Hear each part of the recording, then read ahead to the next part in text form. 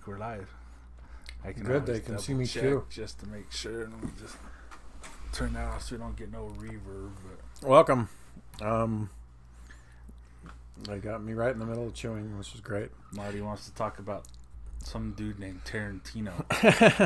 Well, I mean, last time we were podcasting, which unfortunately was 2 weeks ago, Bruce had mentioned about maybe doing something about like the story writers that we like or that we love, and he suggested maybe I would talk about Quentin Tarantino.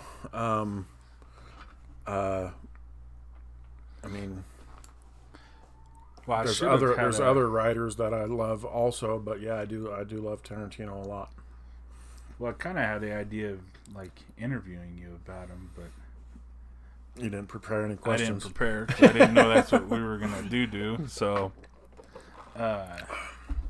but it's funny because right after we talked about it, Joe Rogan went and got Quentin Tarantino on his program, right? Which was really cool because Tarantino, he's been interviewed before, but he was never done in any of that long form, just talking, which is really the best format in my opinion. Well, what's fascinating is you see it on Rogan's show all the time when he gets celebrities on there. A lot of times you're instantly disarmed a little bit, and then the other thing is once they get out of the sales pitch of why they're there, right? Whatever movie they're promoting, then they get into that like, oh, I'm here for at least another hour, right? Hey, there's somebody over there, right? But I think that's why Rogan will hardly ever invite a actor onto his show if they're actually promoting something. He does. Even his friends, all the comedians that he has on there, they're usually not promoting anything. No, but like he's had a couple actors on there that they were definitely doing their press junket. And that was just the way to get them out in the open, out there for a whole bunch of people to see. It's like, and they do talk about not for very much, right? But like the only one I can really think of that really stands out was when he talked with Ed Norton about The Irishman. Oh, okay. That movie. I still haven't seen that. Me neither. I probably won't because of De Niro. But oh man, the last few years he's just made it so it's hard for me to watch him anymore. I think anytime an actor puts forth their politics, it's never a good thing. It's not so much his politics. I mean, everybody has politics. Everybody can have their opinion. Right. Sometimes when you're just so asininely stupid.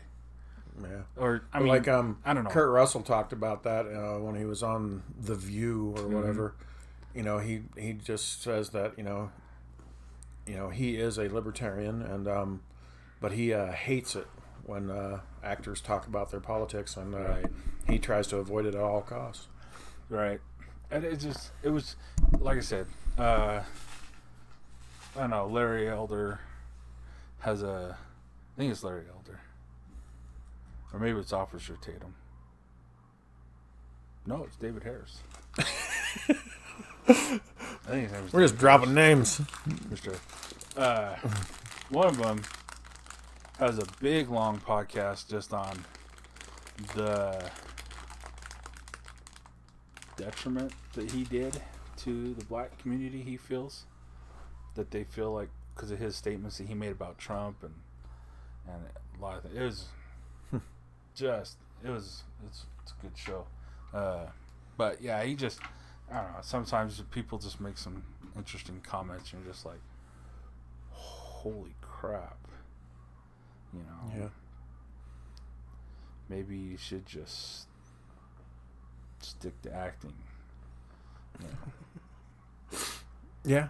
I mean, that's the biggest problem that I have with any entertainer that puts forth their well, I understand because Because I will still say to this day that my favorite band, and most people don't have a favorite band, they have some favorite genre or something, but I will honestly say that my favorite band will always be the Red Hot Chili Peppers.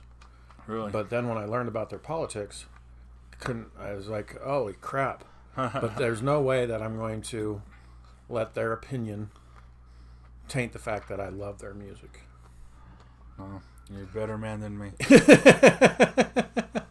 Because I absolutely do love their music. I mean, there is no way. I mean, I can't think of an artist that I love more. I mean, Gwen Stefani is a close second, but hey. Really? Yeah. Wow. But yeah, I like the Chili Peppers. But Chili Peppers, huh? as far as actors, I mean, De Niro, I can't hate the guy because he is a fantastic actor. And it's the same. Like, he's kind of the same way a lot of times to me as when I was ripping on Harvey Keitel, and they're from the same time period. That De Niro can come off unless he's doing like when he tries to do comedy. Sometimes it's like it's hard. It's very. I don't know. He's very plastic, and at doing some things, and it's like. Yeah, it's better. It worked when he did the Meet the Parents. That worked because he was playing the straight guy. Well, yeah, but even then, when he was trying to land some of that stuff, it was like, right. But the fucker.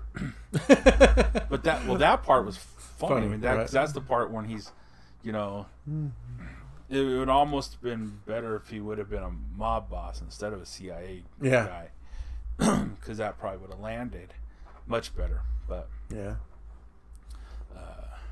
I mean, I think for me, Meet the Fockers is good, but if I were to say comedy, I think Analyze That is probably the better. Because he was a mob guy. The comedies that he's actually done. Right. But. Yeah. Excuse me. But the thing I like about Tarantino, which he was talking with Rogan, because Rogan asked him, how come your stuff just lands with people? Why is it just hitting so damn hard that I just, everything comes on I love? And he talked about the idea that how movies have progressed from the 50s to the 60s and the 70s, and how he hated the 80s. And how he hated the 80s movies.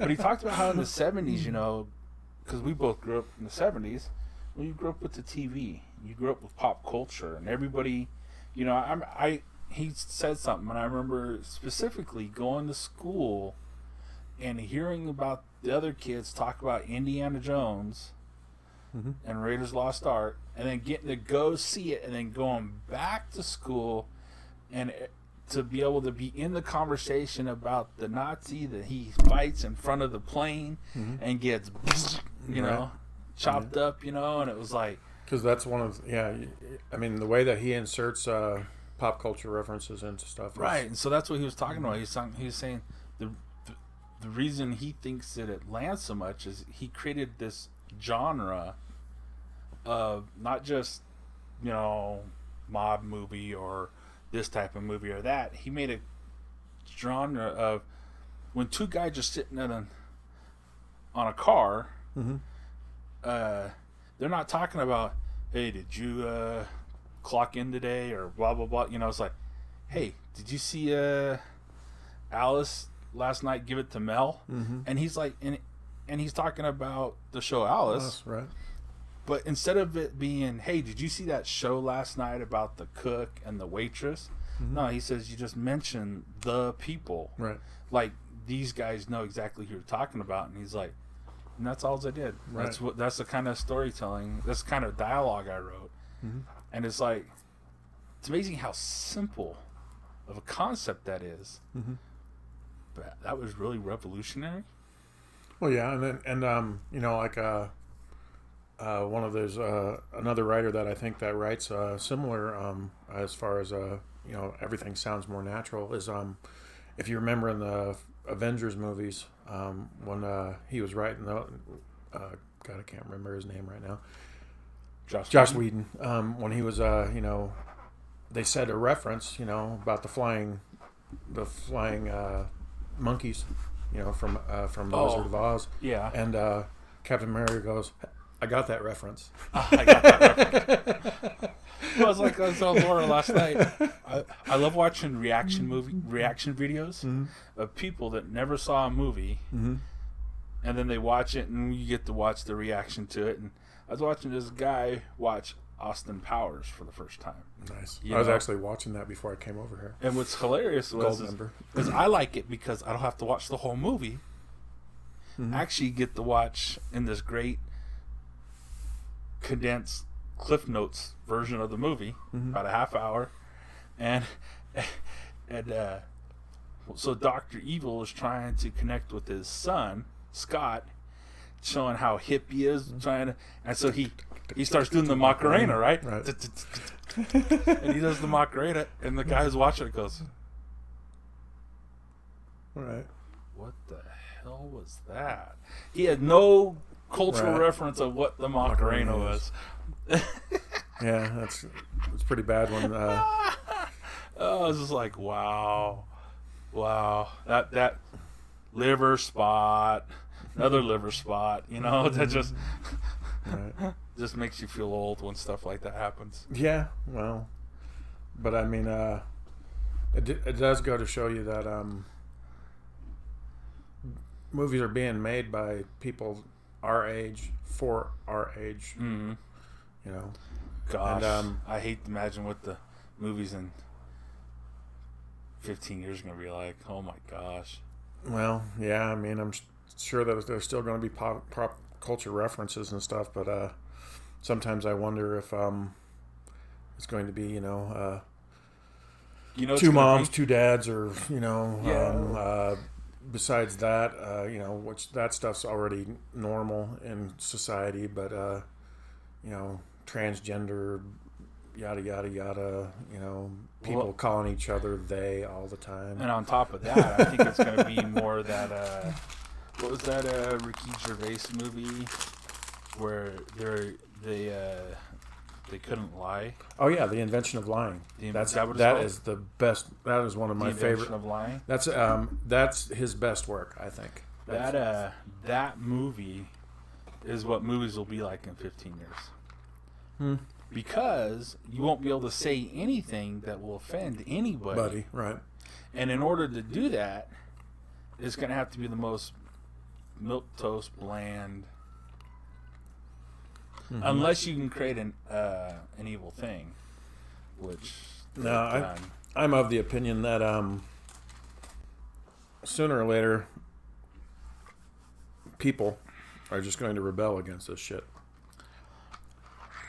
I mean, that's my hope anyway. That's my hope. But my gosh. I don't know. Because, I mean, what's sad to see is how many of the top brains of these people that you watch on the internet and stuff like this, these top libertarian analysts and conservative guys are just they're just finally at the idea of the amicable divorce, the succession thing. Yeah. But I mean, it's like, I wonder if that'll ever happen. I don't think so, but it's amazing how many of them have they're ready to throw in the towel. They're just done. They don't want to save the collective union as it is. They just let us go do our union here. You go do your union over there, and let the chips fall where they may. But yeah, that's their thought. But so many of them there, they've spent the last. Well, some of them are pretty young. Those are the ones that really. I mean, you need young blood, obviously, but gosh, it's tough to watch young people because they just get in the rhetoric too much. But well, I just think that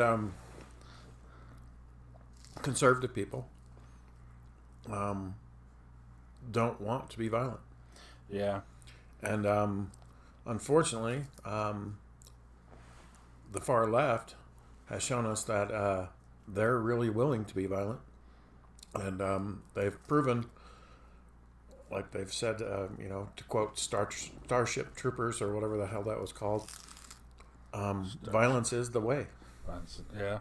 Well, that's every because like they said in that movie, there was, every significant change was preceded by a violent act. Yeah. Rahm Emanuel, don't let any crisis go. Mm-hmm. I don't know. I mean, well, it's kind of sad. Oh, it's beyond sad. That the people that the nice people. I mean, throughout we the last 100 years, we know where that leads. A lot of death and misery. Here's a quote from a guy that I don't think we've ever talked about on this show. Well, maybe you have. From Warrior Poet Society. You talked about him, but he did. He had a quote the other day. At least a video that I was watching. It probably came out a lot sooner. But he was quoting an author, and I can't remember who. But it was hard times. Oh yeah, hard times. Hard men. Hard men. Hard men make good times. Good times make weak men. Right. Weak men make hard times. Mm-hmm. And we're definitely got weak men. That's just a cycle that I think the world's gone through over and over and over again. In the scriptures in the Book of Mormon, it's righteousness brings back prosperity. Mm-hmm. Prosperity brings wickedness. Mm-hmm. Wickedness brings destruction. Right. And then destruction brings righteousness, and rebirth, because you repent mm-hmm. of your sins to get out of the destruction. So then it's just a cycle. So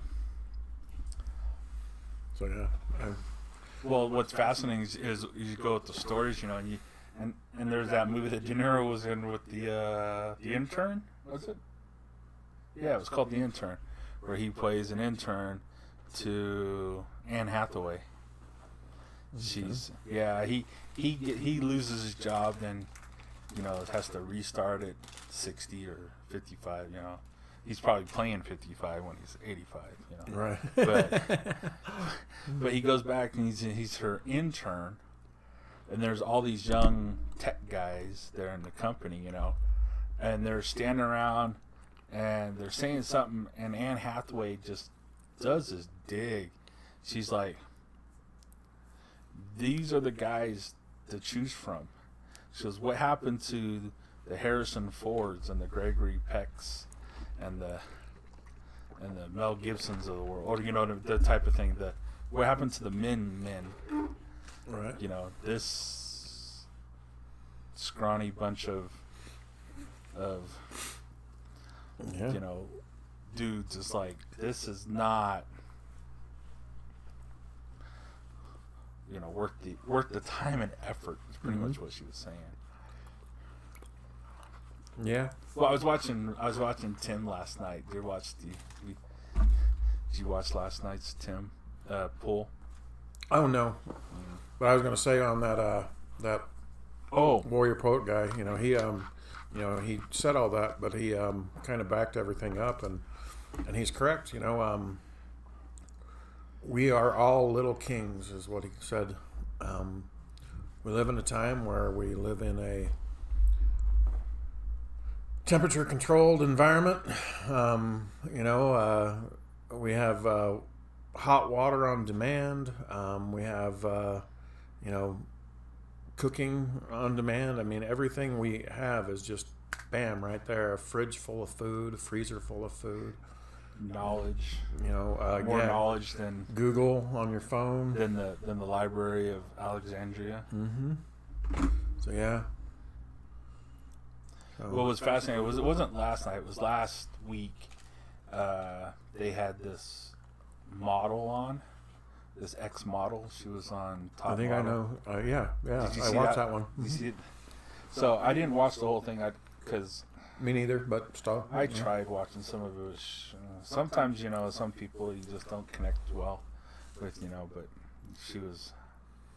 But I watched this little segment where they were talking about toxic masculinity and the patriarchy, whatever, and all this stuff. Right. And it's funny that the person who was challenging patriarchy and how bad the patriarchy was Ian, the little weasel. Right. The little man, the little, and what's fascinating is when she was talking about how, we need that patriarch, we need those strong people because they're the patriarch. They're the patriarchal warrior. They're the protector. I'm the divine life giver. She's talking about how if you will see us as an equal in what our both jobs are, right, then there is no them, me, right, which he kept on having to bring up. And it was fascinating to watch a supermodel look at that person, and you could see in her, like, there is no way I'd ever mate with that, because that is not a man. Right. It's amazing to listen to this little. Oh my gosh, it's amazing some stuff that comes out of that guy's mouth. It's like really.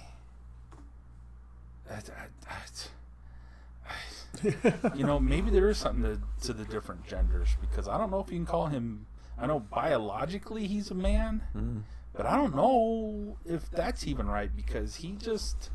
No, it's just that. I know he's, there was one time when he was ripping on fat people, because that's the easy thing to do, because COVID, just gets exasperated because of fat people. Well, I'm fat, I never got COVID. You, not to say I won't get it, but I'm just saying it's been a year and a half and I haven't gotten it. But that you know of. But it was fascinating to watch him rip on fat people and seeing how unhealthy they were, and his skin's completely white. He had red underneath his eyes, are all red outlined. His hair was kind of greasy that day. He looked so unhealthy. It's like, you're telling me that's health? Because if that's healthy, no thanks. Right. I mean, and then you can even see, like, you can see her look at him with, like, this look of. Yeah, no. There's no way that's a man. It was fascinating. It was, and he couldn't see it. Right. But I mean, to me, I mean, the worst thing about the left is that they're takers. I mean, their solution for almost everything is to take away from somebody else. And right. And I challenge anybody out there to tell me a conservative that does that. I mean, it used to be a long time ago that the religious people wanted to take away the rights of gay people and all that kind of stuff. And I'll say that that used to happen. But I don't know of any conservatives, even now. Even my best friend Brian, which he'll never see this, so don't worry. But my best friend Brian, he was always outspoken against homosexuality. He was one of those people that believes that homosexuality is a choice, yada yada yada, all that kind of stuff. Which so me and him would have nice arguments about it. Didn't make him any less a friend. Even he has come to the conclusion in life that homosexuality is not a choice. It's just you're born into it. I mean, he has views that go against mine. He would never give children to two of the same sex couple. And me, I have cousins that are married, that to the same sex, and they have kids and stuff, and their kids are great. So, it's just but I don't know of any conservatives nowadays that are takers, that take away from people. I think they're still out there. It's just, I mean, everybody. You fight something for so long. You see it in the movies all the time. Mm-hmm. You see the revenge movies. There's always that moment where the mentor, or whoever has become the mentor, mm-hmm. tries to talk the person out of continuing their revenge. What's gonna happen when you're done? Mm-hmm. And they're like, I don't know, I haven't got that far yet. Right. It's like, can you fill that hole, or will you forever just want to just avenge or hate or kill, whatever? Keep taking, yeah. And keep taking, So I don't know sometimes if that's what's happened, Don't know. You get to the point where you just go, and then you're in that fight and you're swinging, and you're that person swinging when everybody else is standing back going, whoa, and you're still, and you're still swinging, and there's nothing to hit. Mm-hmm. But yeah, I don't know. I know. I had, we've had this conversation many times, and I've had it with other people about,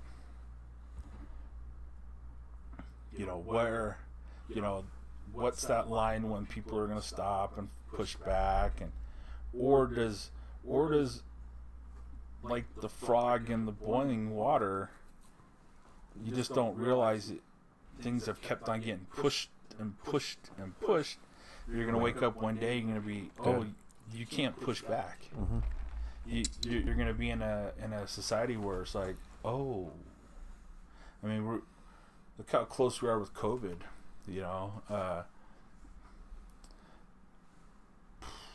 that passport thing, that was close. Sometimes I still think. And it still probably will happen. Well, what I worry about with the whole COVID thing is I worry that COVID was a test run. Yeah. That there's, because let's cut right to it. COVID was made in a lab, and I believe, most people say that it was released on accident. I sometimes don't know. I'm of the opinion that it was a test run, because they knew what it does. That they knew that it wasn't the killer, that they thought it might be at the beginning. They didn't know if this was going to be deadly. But I think the people that engineered it knew that it wasn't deadly. They knew that it spread well and quickly. But this was just a trial run. Maybe. Well, what's fascinating is they were talking on Tim Pool about Bill Gates' stuff, how he talks about, he had that TED talk about controlling the population. He didn't talk about mass extinction, right? Mass killing. He's just talking about controlling, almost like population control in the way of, how many hunting tags they give out every year. Right. That so many people have to be cold, or that we need to slow down the birthing rate of the world. Yeah. That's one of the things in history that I kind of wonder, why is it always the left that wants to control population? Right. But what's fascinating is I just popped in my head, you would think though that COVID didn't strike the highest populations like you would like it should have targeted. Does that make sense? Meaning China, India, and Africa should have been decimated by at least 10% of each of their populations. Yeah. In order for Gates's thing to come to fruition. Mm-hmm. I mean, you can complain all you want with how much the West does, but for pure carbon footprint, we just don't. Well, I guess we use more other things than other third world countries, but a lot of India is not third, and a lot of Africa, and a lot of China isn't. So I don't know. Right. But like I said, I think it was a trial run. Yeah. Not, I don't know. I hope not. I don't know how much worse the next one will be, but I know that our reaction to it will be much worse. Well, you want to go into because even if that'll get us kicked off if we go too heavy in the speculation and stuff like that. Because it's like, well, then what was the vaccine for? Right. Was the vaccine to prepare us to vaccinate us against the next thing, or was it to create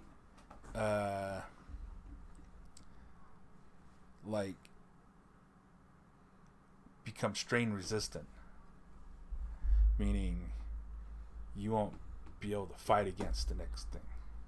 Don't know. Because you have the vaccine in you. Don't know. That's kind of scary to think about. But it's fascinating when we were talking about Tarantino. This is kind of a weird segue. I mean, we got off on this big tangent, right? But we got off talking about the male-female role and the storytelling, pop culture, and the storytelling. Right. And I know most of his stories have been male-centric, but he still has written. I mean, Kill Bill. Mm-hmm. Uma Thurman.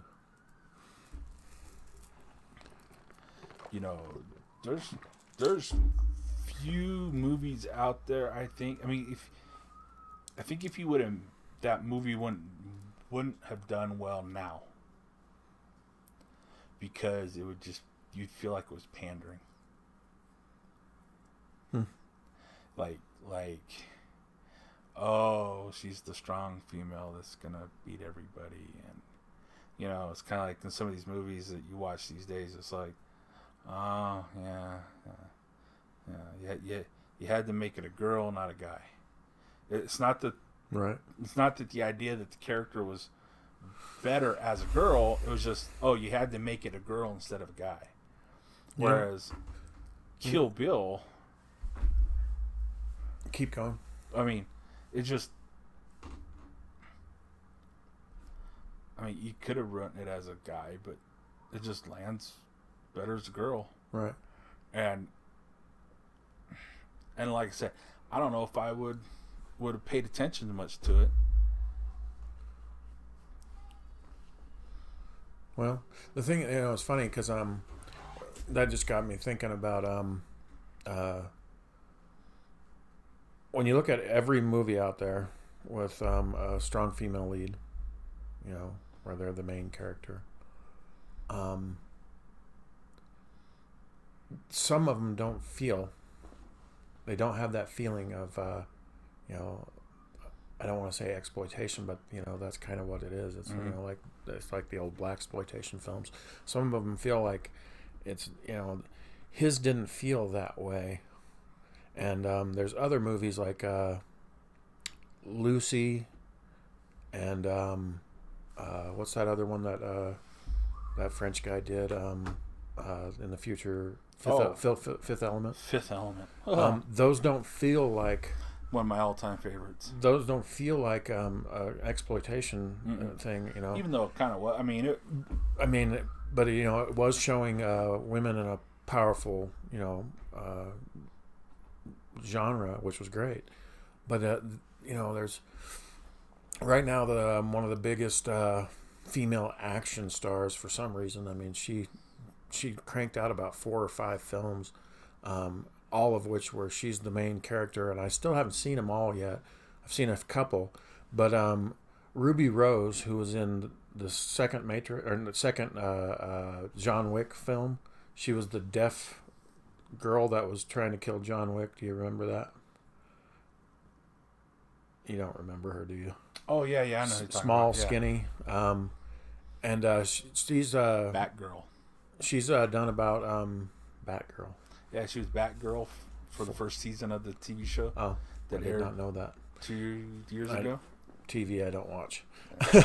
Anyway, so she's done about 5 movies where she's like this, assassin person, type of film, and those kind of feel, they got that exploitation feel to them, and then if you go way back in time, there was this one female kickboxer, Rothrock, I believe her last name was, and she did about 3 or 4 films that sucked ass, but they were the same type of thing. It almost felt like they did a script for a guy and just scratched out and put her in. I didn't watch that Charlize Theron one. The Atomic Blonde? No, I've seen Atomic Blonde. I love that one. And then even that one was kind of like...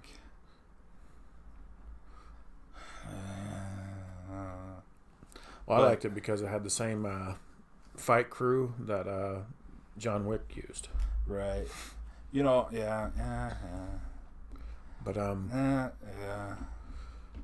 Are you talking about that one that she did for Netflix where she plays a Immortal? Immortal, yeah. I liked that movie. You liked it. I know you liked it. I saw the preview for it. It's just like, I said this before, and I think, I don't know, you grow up role playing things. I mean, I said this last time that we talked how we used to do this like LARPing thing of Dungeons and Dragons. We didn't actually play Dungeons and Dragons, but we played Dungeons and Dragons from the cartoon, because there was the cartoon on Saturday mornings. Right. That I used. Very short lived. Yeah. They only had like 2 or 3 seasons. But do that. I like stuff like Thundar the Barbarian. Stuff like that. But we played that and we action rolled it out, and you played holding a sword and all this stuff, and I don't think so many girls did that growing up. And then they go and they make these movies and they say, here, hold the sword like you're a powerful person, and it's like, right, like, what are you doing? In fact, the Thor's gonna transfer his power to Jane Foster, who is Natalie Portman. Right. So she's going to become Thor, female Thor. And at Comic-Con, they handed her Chris Hemsworth Mjolnir hammer to hold, and she was holding it, and that Waititi, the director, had to come and hold it up for her while she was standing there. Right. It's like, right. That's Thor. She can't even hold on stage, let alone you're going to tell me she's going to wield. She's, so all she's going to do is she's going to have a balsa wood handle with no hammer on it. They'll just CG the hammer, and she'll just. It's probably what he did a lot too, but I think he actually had something, but. Right. It's stuff like that. It's we need to make Thor a girl now, so.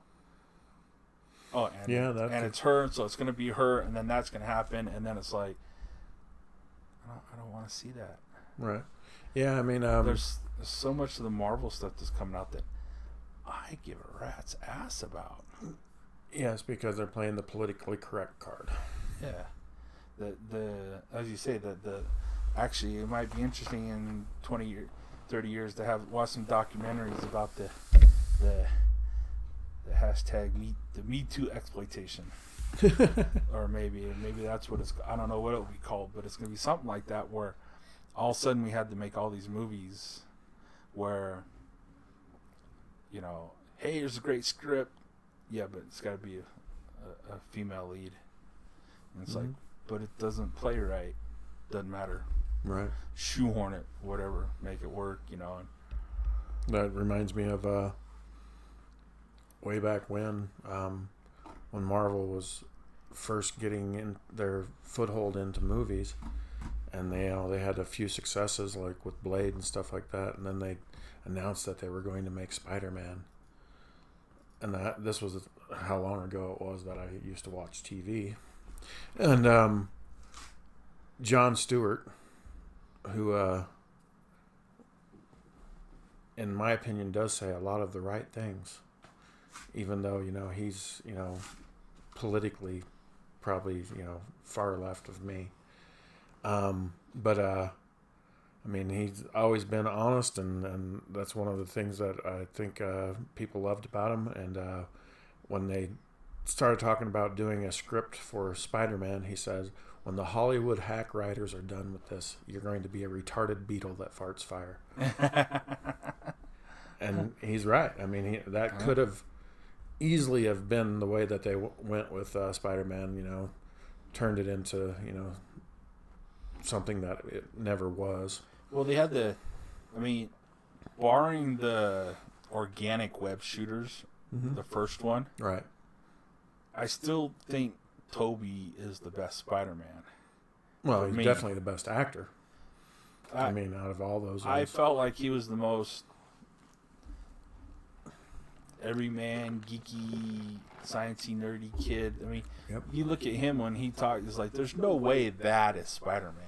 Right. You know, outside the mask, it's like, there's no way that is Spider-Man. Right. You know, when they try to make you too hip and too cool, it's like,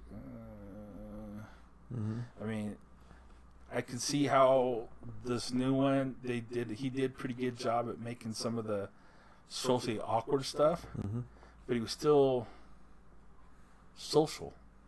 Yeah. You know what I mean? He had more friends than Spider-Man or Peter Parker ever did. So in thinking about that, you know, who would have made a great Spider-Man then? Think of Shia LaBeouf's Sam Lewicki in Transformers.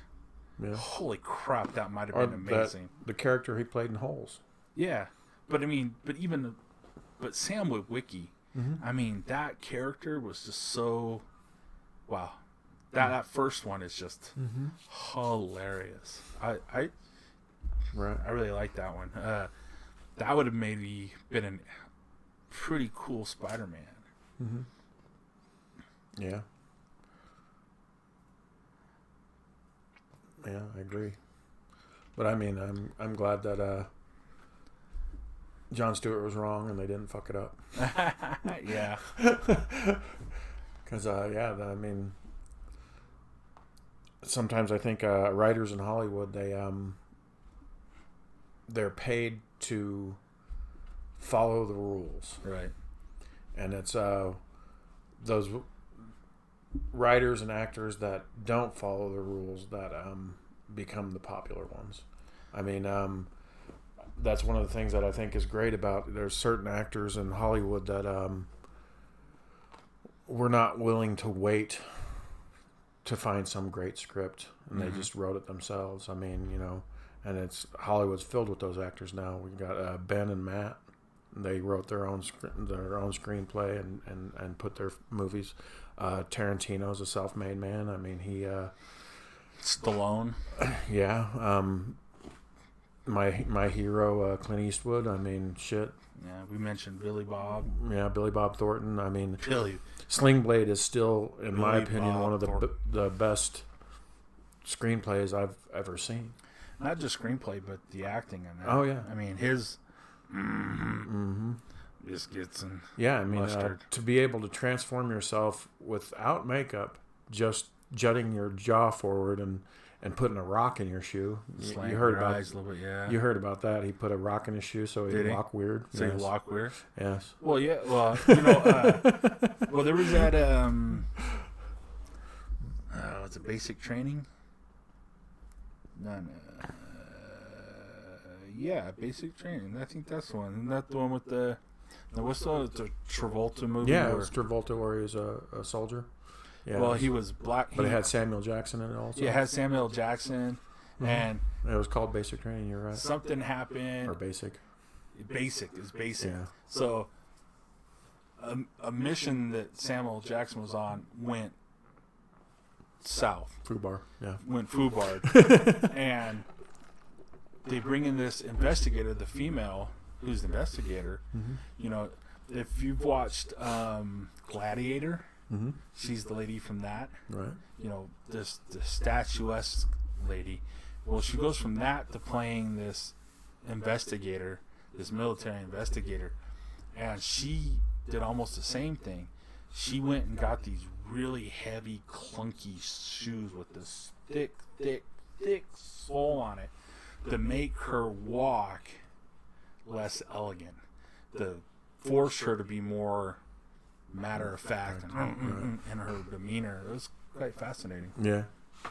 Yeah, but I mean, it's amazing little things that they do to create character. I love actors and writers that are willing to just tell Hollywood no. You know, when it comes to this stuff, because I mean, if Tarantino would have had to play by the rules, and you know, he never would have sold his. His first screenplay was that Natural Born Killers, and you know, the money from that, and also from True Romance was another one that he wrote. Sometimes I think True Romance was that main character, the one that was played by God, I can't remember his name. Christian Slater. I think that is Tarantino. Interesting. That's the high school one, right? No, you're thinking Heathers. That wasn't written by Tarantino, but no. True Romance has Patricia Arquette. A lot of big name actors in it. He even has Val Kilmer playing Elvis. Oh yeah. The one where Christian Slater keeps on seeing Elvis, you know, like in the background, and he's always talking to him and stuff. But yeah. Actually, I don't think I've seen that. You've never seen True Romance? I have it at home. I have it at home. I have not. It's great. It's you can definitely see Tarantino in it as far as, you know, the feel of the movie. That's what I felt with the Cable Guy. I felt the Cable Guy was the closest that we got to Jim Carrey's actual, like, personality. Yeah. It makes you wonder. Well, he does this monologue at the end when he talks about this little boy that spent so much time in front of the TV growing up, and he talks about that in his own life, growing up watching the TV and doing all blah blah blah, and it was just like this. I don't know. It seemed like there was right. Well, and a lot of times, you know, what makes the acting the best is when there's truth in it. You know, when they inject as much truth as they possibly can. Well, it's funny because I mean, I know I don't know if I've ever said anything on this show about it, but I've told you that movie, The Cable Guy, would have gone down as one of my favorite movies if they would have ended it where I wanted them to end it. Because the movie where he's on the satellite dish and you know, he's trying to be saved, or you know, the main character's trying to save him, and he whispers in the guy's ear, "I gotta kill the babysitter," and he pushes off, and he hits the you know, and then it shows somebody's house where the screen goes. That's where they should have ended it. Roll credits, boom, done. They should have just killed him, but then they had to. I don't know why they had to show him in the ambulance, and and that guy goes "Don't worry, friend, we'll get you there." And he's like, "You're my friend." You're my friend. Yeah. But I mean, I wonder how much of that. I wish they would have ended it right there on the static. Roll credits. That would have been so good. Yeah, that'd be interesting. But I guess they didn't want, since it was supposed to be a comedy, even though it was a dark comedy, they didn't want to end it on such dark. They didn't want it that dark. But I would have loved it. Just like I mean, and I'm sure Kevin Smith would probably agree with me. I sometimes think that the original Clerks ending should have been the original Clerks ending. Gosh, I was watching somebody's reaction to Clerks, and I was watching it, and I was like, it keeps reminding me why I never make it through that movie. Which one? Oh, it's so boring. I love that movie. Clerks. Yeah. Once again, it has to do with the natural sounding conversations. I think that's one of the things about a writer that, in my mind, makes them good or bad. I mean, when Tarantino writes somebody's conversations, it's always, it sounds natural. When Kevin Smith writes, I mean, it definitely feels like it's more from Kevin Smith's point of view, but it sounds, natural. But I think Tarantino. Yes, I just didn't grow up hearing that type of language all the time. The way he talks. Right. And so because of that. And, you talked about what's, something very interesting is thinking about that. But we didn't grow up in New Jersey. Well, yeah. If I grew up in New Jersey, I don't know if you talked about the idea that when you write, you try to make sure that everybody has an individual voice. Right, their own personality. And his do blend because everybody's sarcastic. Yes. Well, you made the statement earlier too that he's one of those writers that's no, those are my words. You're gonna use my words. Right. And because of that, it almost gets to the point where it's all just one character. Yeah. And it's like, and I think that's what it was. It was like, I have never been around that many people that all talk exactly the same way, exactly that way too. It's like, I understand this guy. So I've been around people enough that guy's crude, this guy's a dick, that guy's this, that guy's this. But not everybody. That guy's socially awkward. That guy's the tough macho guy. Right. That guy's. But not everybody's exactly, Right. It's just like. I know. When I wrote that book, I think that's what I don't like about it, and what turns me off. Mm-hmm. And then the great Star Wars debate, but then that's only like 2 seconds. It's like, really, that's what all the fame was about. You talking Star thing? Are you talking? Oh, the Death Star. The Death Star thing. Yeah, I love that. I mean, that's classic. I mean, it's right. Pretty good, but it's like, baby-faced Gambino. Sorry, but yeah, I mean, he has some great conversations in there, but yeah, you're right. His characters don't seem to be separate from each other. You don't start getting that to like Mallrats. Right. All of a sudden, I don't know if it's because you got better actors. That might have been part of it. I think he loosened up on his rules because when you get to Jay and Silent Bob Strike Back, every character is definitely different from each other. That's and true. It's because I think with Will Ferrell character, Marshall, Will, and Holly, every line that was written for him was written by Will Ferrell. He wrote his own lines. He did all that stuff himself. Even the name Marshall, Will, and Holly, it was an old TV show called Land of the Lost, and all the main characters was named Marshall, Will, and Holly.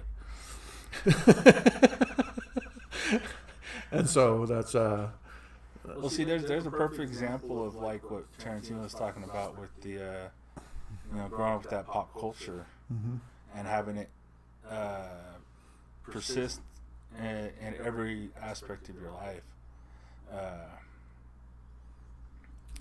And we talked about that before about these actors that care about the characters that they actually play, and how many just they just show up, and it's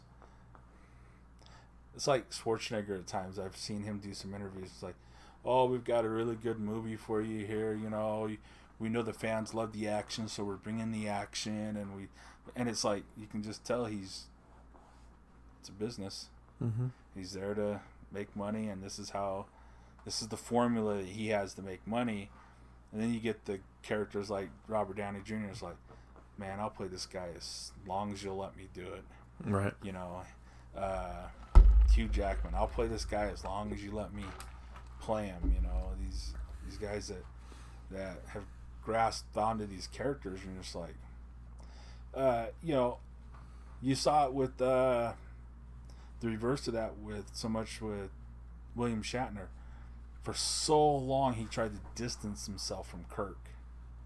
And it's only been he did that documentary, Captains, which is a very good documentary. He coming to grip with this idea that Star Trek was more than just 3 years of a TV show that he did way back in the day, and then the 6 movies they did. I mean, he's existed off that stuff, right? But yet, what's the cultural?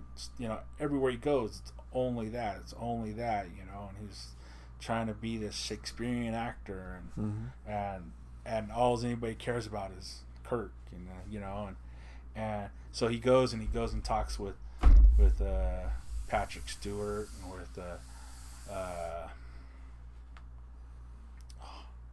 I got their names, but Janeway and all the different captains, that have played, and and he asked them these questions. It was really good. I haven't seen it, by the way.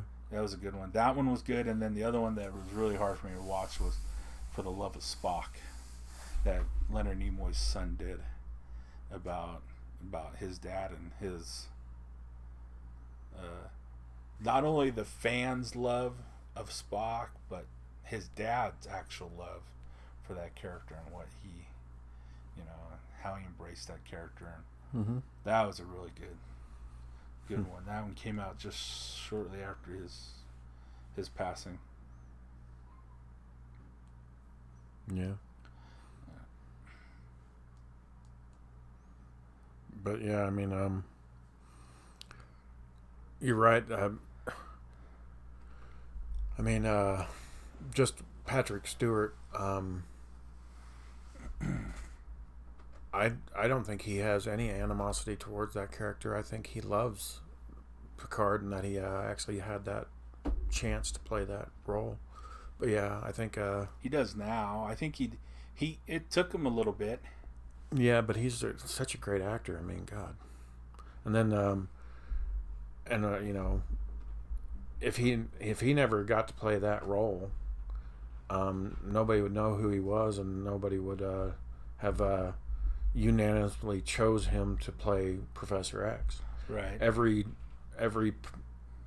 child my age that was growing up during the time when they were talking about we're going to make the X-Men, I mean, I've told you, I don't know if I told anybody else on this podcast, I was one of the people that actually wrote a letter to Marvel when they were talking about casting, and I gave them a list of who I thought should play every character, and overwhelmingly everybody that ever wrote a letter in the same regard he was the choice for everybody.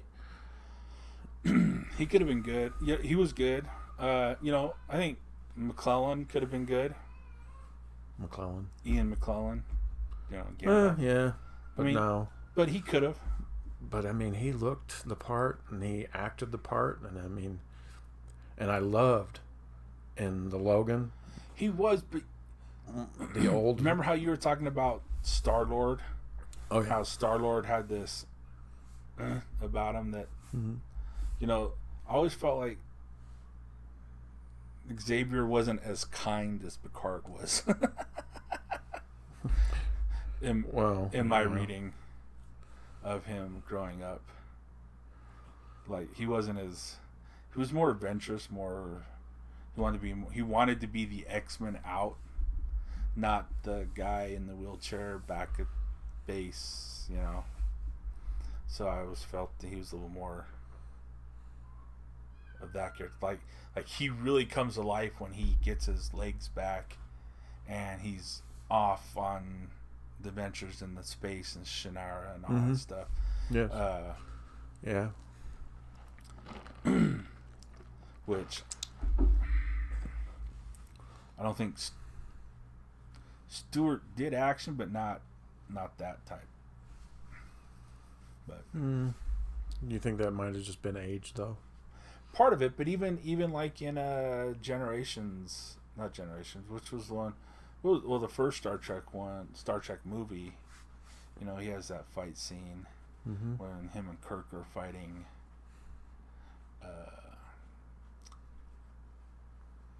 That dude. Malcolm McDowell's character, isn't it? Malcolm McDowell. Okay. Yeah. I'm trying to. God, it's been so. Right. Getting me into Trekkie territory, and I'm like, okay, I've seen a lot, but I don't know if I would consider myself a Trekkie yet. But yeah. Yeah, you don't realize that there was 6 Next Generation movies.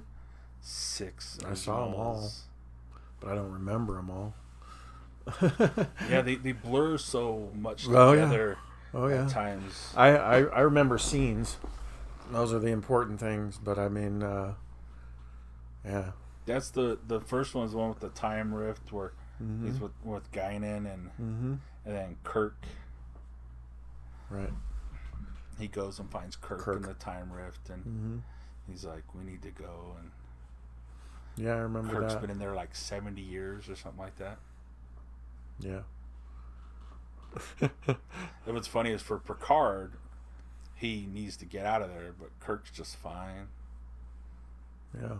Just fine riding horses and bedding down women that he keeps giving him and having eggs and bacon in the morning. That was life enough for him. And that's probably kind of true. Right. I mean, and by the way, once again, it's probably because I don't have TV. I haven't seen any of the Picards. Me neither.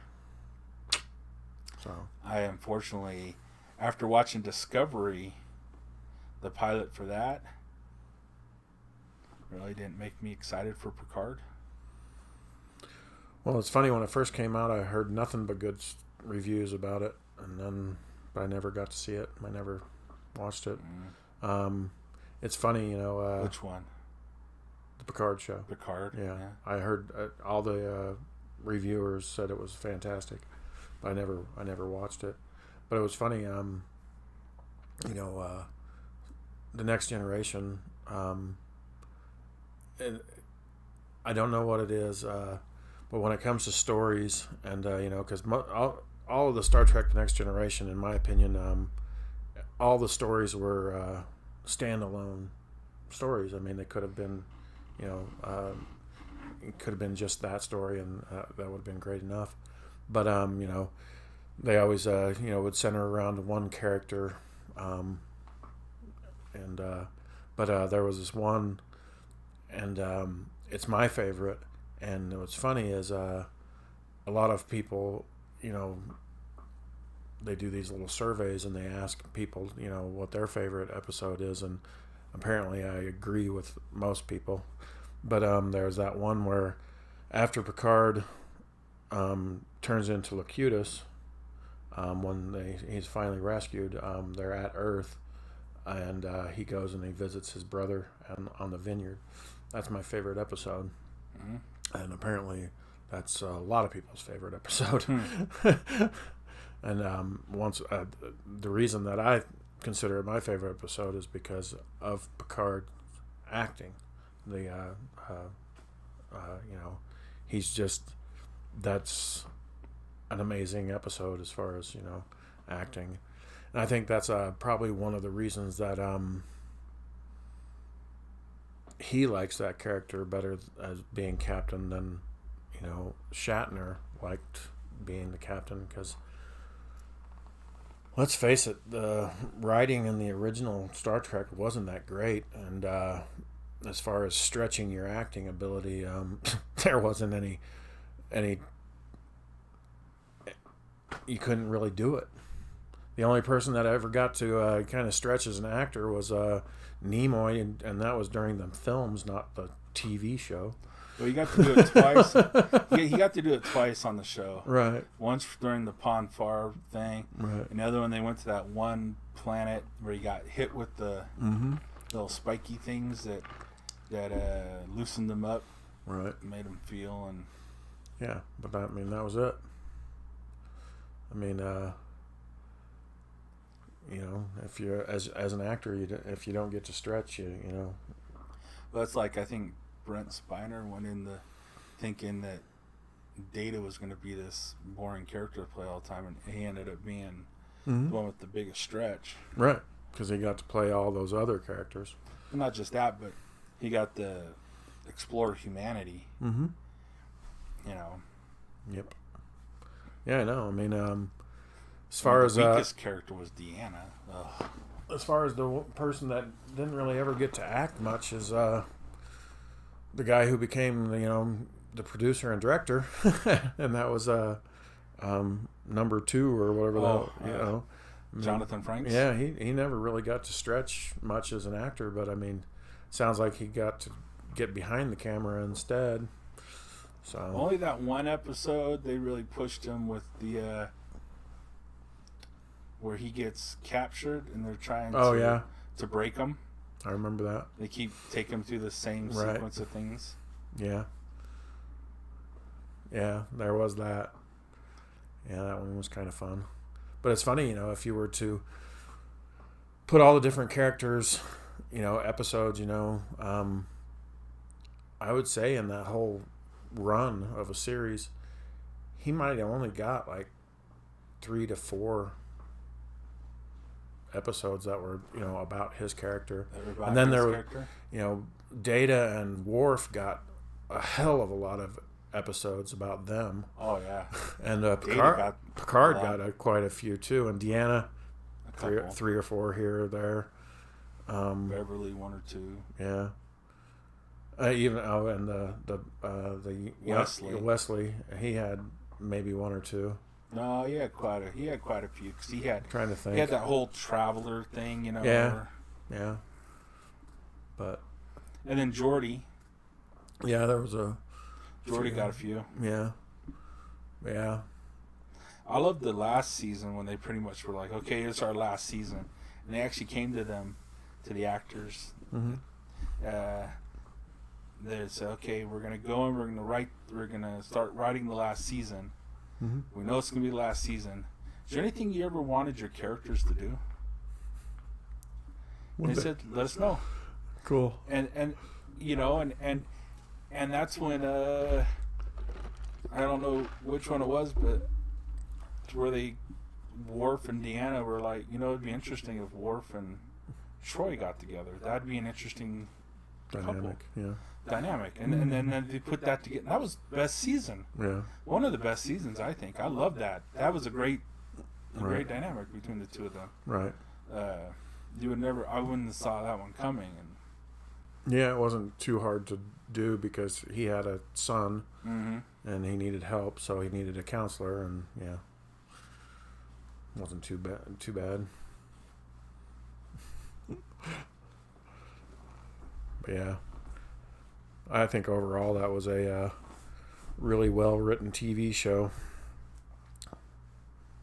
and I would love to say that there's TV shows that are that well written now, but I don't know because I don't watch TV. I figure if it's good enough, it'll probably come to Netflix or some other thing. My wife's trying to watch a show right now that's on Netflix, that Manifest. Oh yeah, I haven't watched it yet. I've seen the commercial thing, and it reminds me of that old TV show 300, or was it the 300 or something? They've tried this show I don't know how many times. The plane that disappears and comes back. Right. And it's like we were watching it, we're watching. It's like, so how many seasons? 3 seasons. And we're still not going to know a damn thing? Fuck that. It was like, right. This is so annoying. Right. To never learn anything. Well, that is kind of the funny thing, is that no matter how many people have ever attacked those kind of stories where, people show up, after being abducted or whatever, they disappear and then they come back.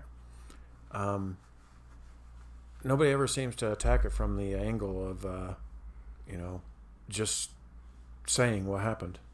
Suddenly somebody gets their memory back and, knows exactly what happened.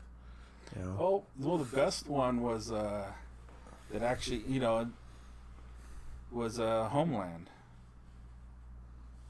That was a good show. That was a TV show? Oh. Well, it's an HBO. It's about a soldier who was captured in Iraq or Afghanistan. They know he was tortured. He was there for 3 years, quite a few, and then escapes. And so now they don't know whether or not has he been turned, is he an asset, or is he just a problem, a hero, right? Who found his way home. And you go back and forth and you weave through this whole thing. But they settled that within 3 seasons. And then had another 3 seasons, which I didn't care about after that. But they at least you started seeing things happen. She's, I don't know how far into the first season already, and I'm just like, oh my gosh. And then I don't want to ruin it, but it's like it got canceled after 3 seasons. And we're watching. I'm going, well, no wonder why it got canceled. They're not telling you anything. Right. Right. You need. It's like, what's this gonna? It's gonna last 5 seasons to end like Lost. Mm-hmm. Really? Mm-hmm. That's all it was. Yeah. It's like I've been. Just so the viewers out there, I never saw Lost. And I mean, I know it's a pop culture thing that a lot of people talk about, and you see it come up in movies and all kinds of stuff in dialogue. Sometimes I wish I would have watched it just so I could know what the hell that reference was to or whatever, but I don't know. Another part of me says I don't need to see it. Yeah, I've only watched a few episodes. I'm the same way with The Office. I've seen The Office. Community. Never seen it. Parks and Rec. Loved it. 30 Rock. Never saw it. It's like some of these shows. It's just like I've tried watching episodes from it. It's just like that's just not funny to me. I don't know. Yeah. Or one person tried to tell me that, it's because there's no laugh track. It's like,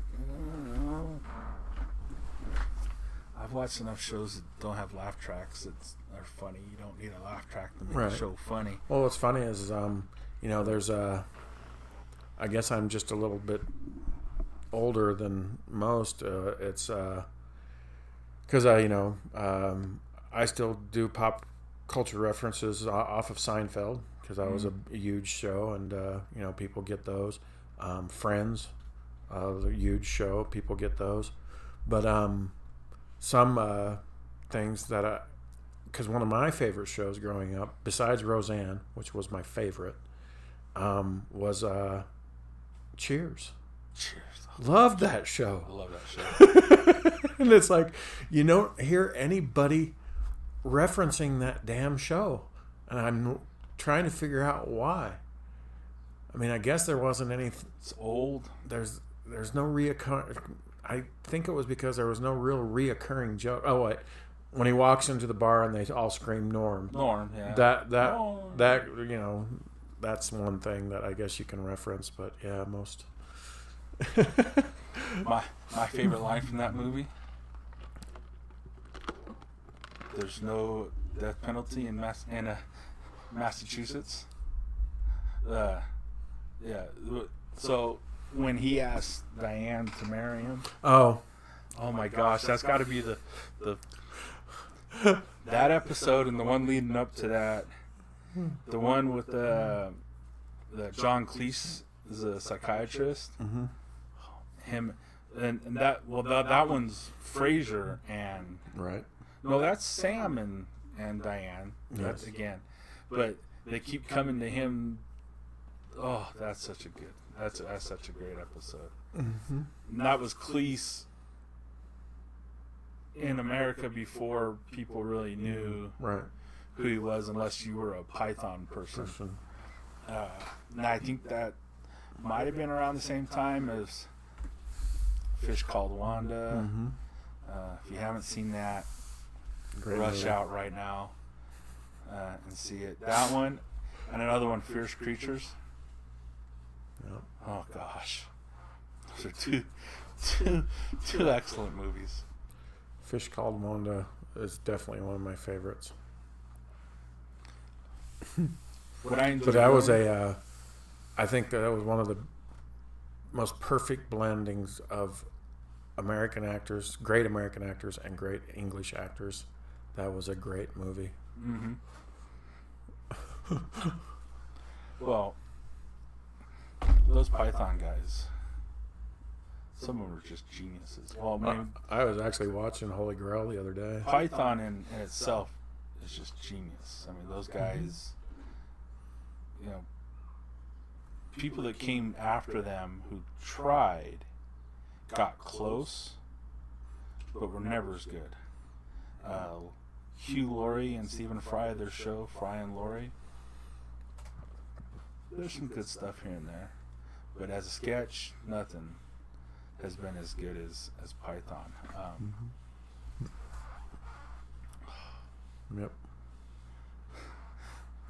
The way they do women. Oh, their voices. Oh my gosh, cracks me up. I love that show. My brothers used to quote Python all the time. She'll Holy taunt Grail. you a second time. they used to quote it all the time A coconut. and never understood what it was until Where did you find it? we read it. How did it get here? Maybe it... Are you suggesting that it migrated? But a 2 ounce swallow carried a 4 pound. Well, maybe there was 2 of them with the string types. Maybe an African swallow. Well, sure, an African swallow. And at the end, I love how they bring it all the way back at the end. What's your favorite color? Blue. What's the average wind velocity of an unladen sparrow? African or European? I don't know.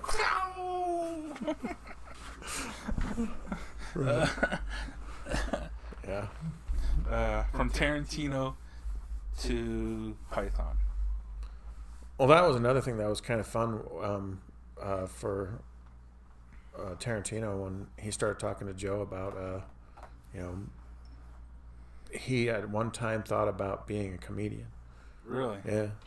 He, and I could see that. I mean, maybe he tells that joke in Desperado. Remember, he's in Desperado. yeah, I remember, but I'm trying to remember the joke. So he tells a joke about the guy pissing on the bar. The guy goes into this bar and he bests the bartender that he can piss in a cup. Uh-huh.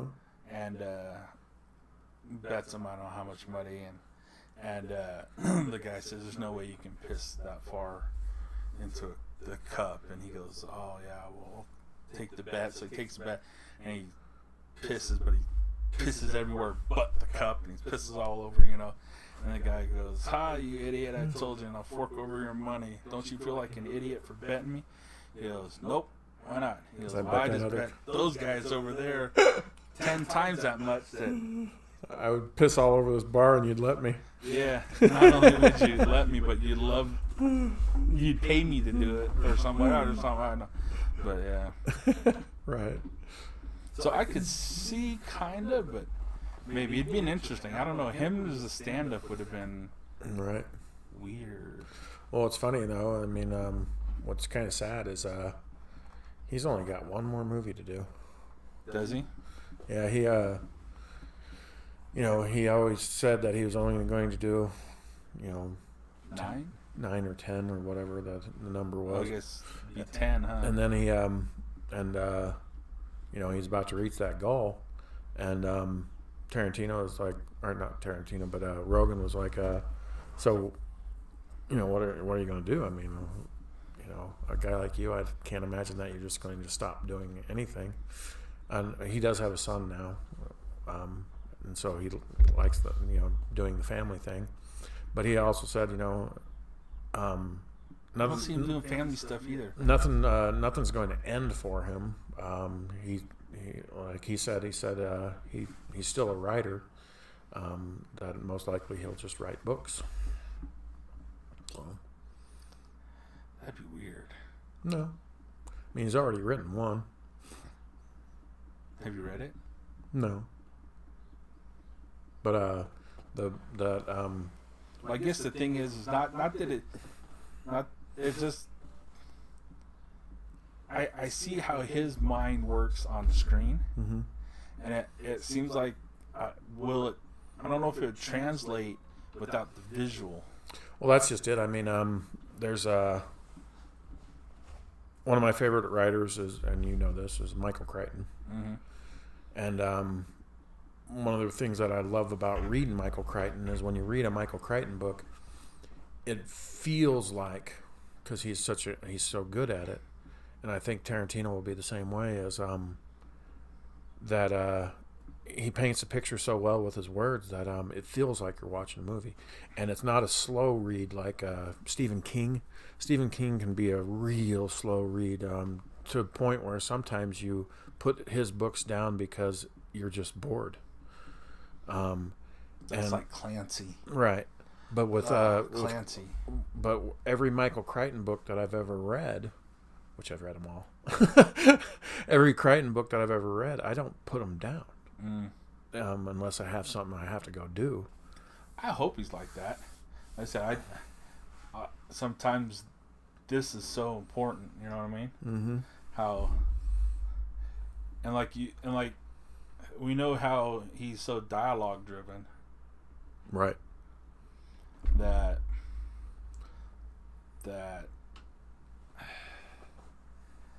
in my writing experience, it's all the exposition and the atmosphere building that's the hard part. Mm-hmm. And how to do that descriptively enough that you don't sound like you're using the same descriptive words over and over and over, and right. and coming up with new interesting ways to say things, and mm-hmm. and to describe things in such right. detail. It's almost like because I think he's even talked about how the scripts have evolved as he's working on them, mm-hmm. as he's working on the movie. He knows this is pretty much what he's going to do mm-hmm. until he gets there. Right. And so, it's like, I didn't know how that was going to get shot or how it was going to, until I finally got on it. It's like, oh, that's the scene completely. He had all the dialogue. Right. The only thing I wish with Michael Crichton was he had written so many books, and then Hollywood came a-calling, and there was some projects that where he wanted his hands in it, mm-hmm. and with all the Jurassic Parks, he wanted to be there.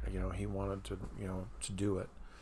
But then there was one of my favorites was Timelines, and he pretty much just said, "Okay, give me money," and they gave him money, and they took the script and did whatever they wanted with it, and he wasn't involved at all, and you could tell because that movie sucked. Because they cut out some of the best parts of the book to make that movie. They hint at the best parts too. Right. The only hint at what made that book fascinating, the whole idea of going back to old England, and then thinking you're going to go back to England, but then you won't be able to actually understand anybody. You're like, whoa, it's English, isn't it? Right. It's not. You're English. Right. But wait. Then it was like, don't talk to anybody. Don't even try to speak on Old English because they'll know you're fake and you'll blah blah blah blah blah. You know, and which to me was the best part of that whole book. Well, yeah. The idea, and they hint at it, but it still kind of would have been interesting if it was a regular part of it. Was they talked about the silence when they got there, that the fact that there's no ambient noise of machinery, of any automobiles or anything like that, that was almost eerie to them, how quiet it was. Yeah. Like the opening scene of the book is so great, you know, where they find this guy in the desert and they pick him up and they're taking him and back to a place to get worked on, basically.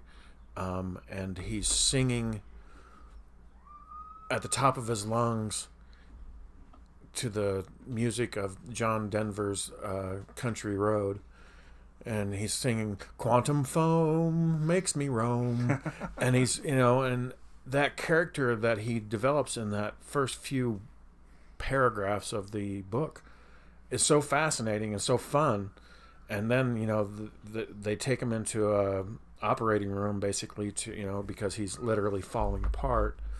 And that whole scene in the operating room is so tense, so dramatic, and, you know, and it, you know, one of the things I like about Crichton is he sets up more questions than answers, you know, so because every question that gets answered, you know, it just gives you 5 more questions. You know, what happened to this guy? Why were his bones spliced weird and different things, and you know, and that sets you off on the journey. You know, it's not like you know, Tolkien, where he just says, well, here's the ring and you have to get it to this fucking mountain. You know, that's how you get a story to move along, is you know, you have all these questions that need to be answered. And that's what, you know, is great about Crichton. Yeah, but 3 seasons worth with no answers, not the way to do it. With bad acting too. Oh my god. What are we talking about? That Manifest. Oh yeah. But I mean, like the God, there's so many. I mean, you know, his first book, I believe, was The Great Train Robbery, and that movie's been made and remade 3 times, I think. The Great Train Robbery. Yeah, ever heard of it? So yeah, I mean, you can look it up on. But there was 3 times that movie's been made, I believe. Really? Yeah. But, you know, that was a great thing about Crichton. I guess I'm not the only one that loves his writing, because Hollywood just flocked to that guy. I mean, and he was doing that TV show, ER. Yeah, it's not hard. Right. Like his books are almost Reader's Digest stories sometimes. They flow so fast. Yeah. They, like I said. So I think that's what lends itself well to movies. Mm-hmm. That there's not like Lord of the Rings, where you have to cut out 2/3 of the story to only tell 1/3 of it. Right. And it's still 3 hours long. Mm-hmm. You know, and right. We watched on Amazon Prime. They had that new Chris Pratt movie, the Tomorrow Soldier Tomorrow. What's... I don't know. Oh, you haven't seen the preview for that? And this was on what? On Amazon Prime. Really? Yeah. I was watching Prime just a little bit ago. It's a special preview thing, like Oh, like comes out on video before movies. yeah, they're having it out. Their first. Oh, let's see. I can't read without my glasses. You old man. The Tomorrow War. That's pretty much what he's sitting there watching soccer on TV with his daughter, and these guys are going to make a goal, and in the middle of the field, lightning strike, blah blah blah, wormhole opens, and a bunch of soldiers come down.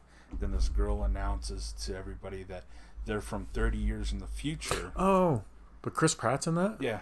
Oh, because I think I've seen that that preview, but I don't remember seeing Pratt. Yeah, Chris Pratt's the main. Oh. The main has J.K. Simmons. Nice. So obviously we're seeing for that, right? Right. But yeah, it was surprisingly good. Some of these movies that are like that, they kind of it's popcorn. But it was actually really good. Like Ben Affleck did a movie, Frontier, something where they were down in South America doing this heist. They were stealing from a drug dealer. Yeah, I don't know if you got the name right there, but I don't think it was I don't know. But I know it. I know what you're talking about. You know what I'm talking about, yeah. Right? Mm-hmm. But classic movie from back in the day type of movie, Mm-hmm. Hit all the beats. Right. Was technically good. It just wasn't great. Right. Triple Frontier. Yeah. And it was just like, that. Yeah, it's decent. Sit down, eat some popcorn, watch a flick. You're gonna be entertained, but it's not. And this one, I thought this one was actually, I think once you get over some of the beginning of it, but the beginning of it's important. You got to pay attention to it. Right. Pratt's pretty good at understanding who he is. He looks like a doe in the headlights at times. And I think he understands he's not uber scientist, he's not going to play those characters. Oh yeah. Although in this one he does have a science background, but he's just not. Which was good because there was some science that happens, but he doesn't have to. He knew he wasn't the scientist to do it, Right.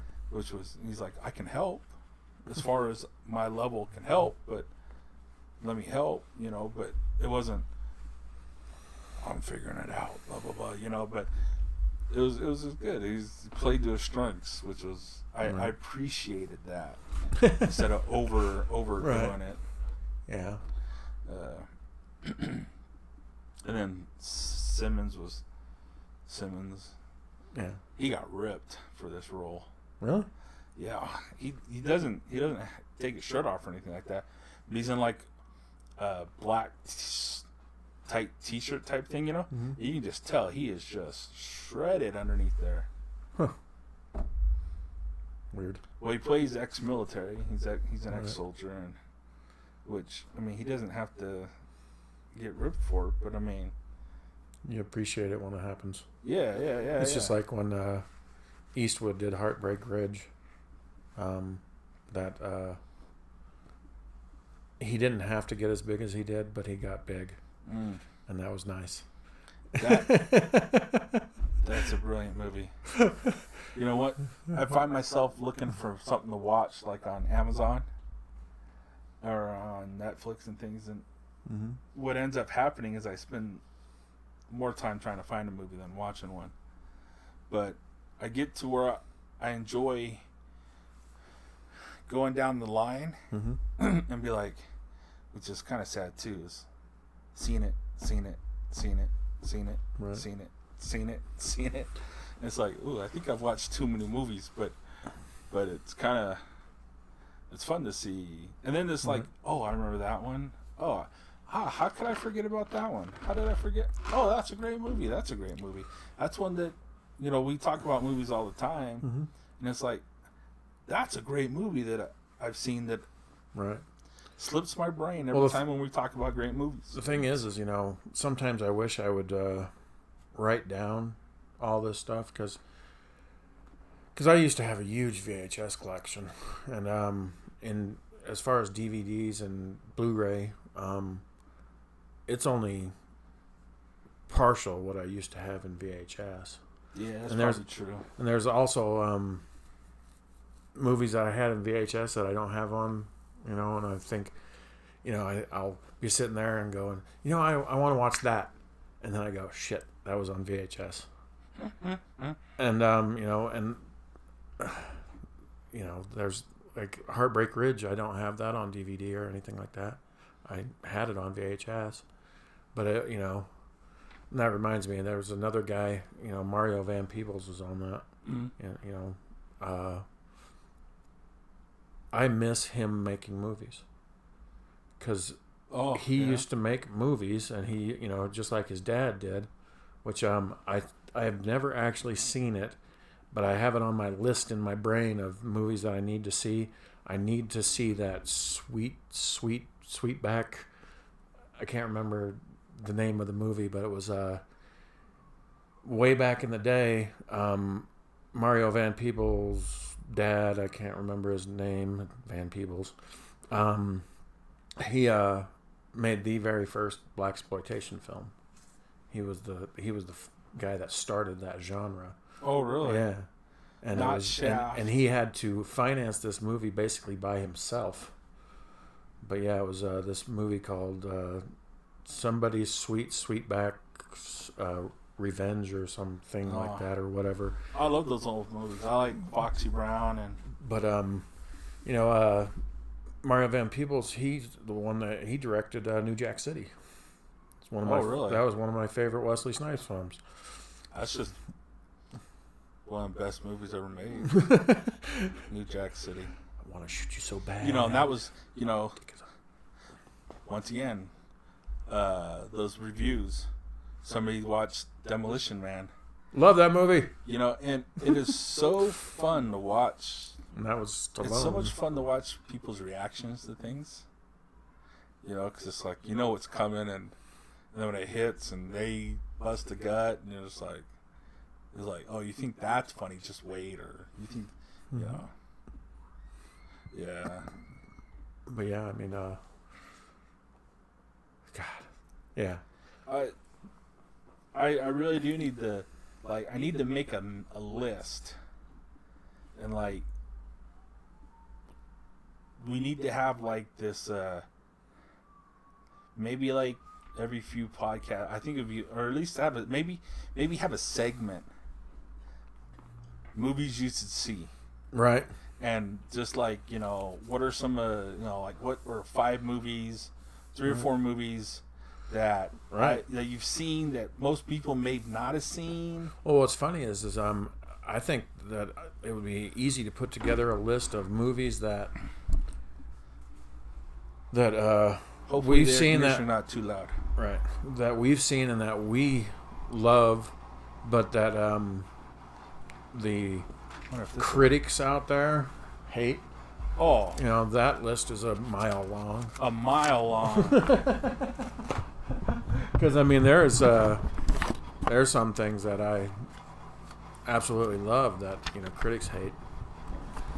Oh yeah, I like Prometheus. Mm-hmm. Critics hated that. Yeah, I found it really good.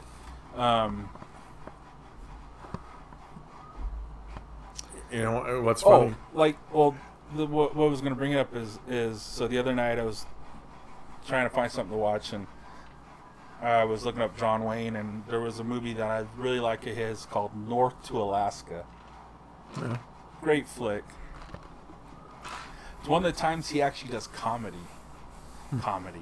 and he's a pretty decent comedian. And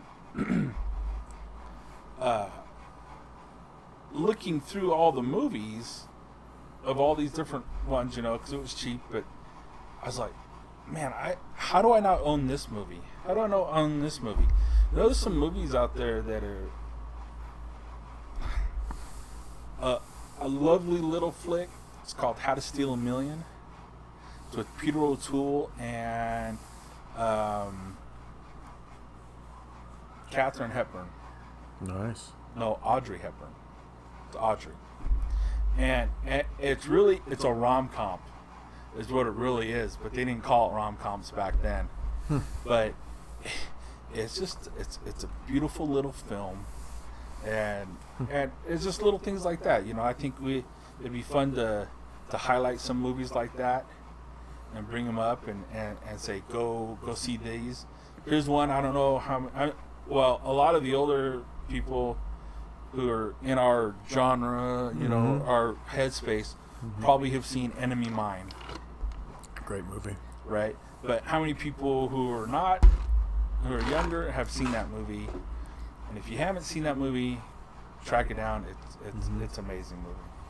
Because there's so I was, when I'm at home alone, and I'll flip through Amazon Prime and look at stuff that I've never seen before, and then watch the trailer if the trailer's available, to see if it's worth watching. Surprisingly, not as much as you would expect. But it's funny because I flipping through some stuff last night, and I was trying to find stuff to watch, and I watched a really dumb movie called Space Truckers. Space Truckers, I've seen that, but way back in the day. That's with with Dennis Hopper. Right. The one thing that I can say about that movie is I wish they could remake it. You don't want to have a steel plated trucker hat. I love how they try to make things in the future, like with these odd materials. It's like that's the fascinating thing about Blade Runner, is the mix of. You're only going to go so far with stuff, right? And then have the high technology, and it's just kind of it feels noir, right? But it really is just reality. Yeah. Instead of like people wearing aluminum foil, which is what they always, with these silver colors, and everybody always figured that's what society is gonna wear in the future, and it's like, right? No. But he has a trucker hat. And a metal plate. It's a metal plate across it because. Why not? I don't know. But that movie, I thought, well, this could be redone today, and it would probably be okay. And then I watched probably the worst, because it was in the horror genre, although it wasn't scary. I'm not sure why they put it in the horror genre. I guess they put it in the horror genre because it was bloody, really bloody. But have you ever heard of a movie with Rutger Hauer? That's why I watched it, because it had Rutger Hauer starring it. Quite a few of his. But this one was called Hobo with a Shotgun. Hobo with a Shotgun? I've never seen Hobo with a Shotgun, but I know Hobo with a Shotgun. Yes, that is a bloody... That's a Japanese type of... It was interesting. Limbs severed with blood. Yes. That genre of movie. But, I know, I keep seeing The Blind Swordsman. Oh, God. Yeah, Blind Fury, that's one. Blind Fury. I used to have that on VHS. I keep seeing that on there, and I'm like, That has one of my favorite lines in the whole movie. I can't remember the name of that guy, that actor. There was a actor who'd never really had much of a career, but he's shown up in movies. He was in Face Off, and he's the one when the bad guy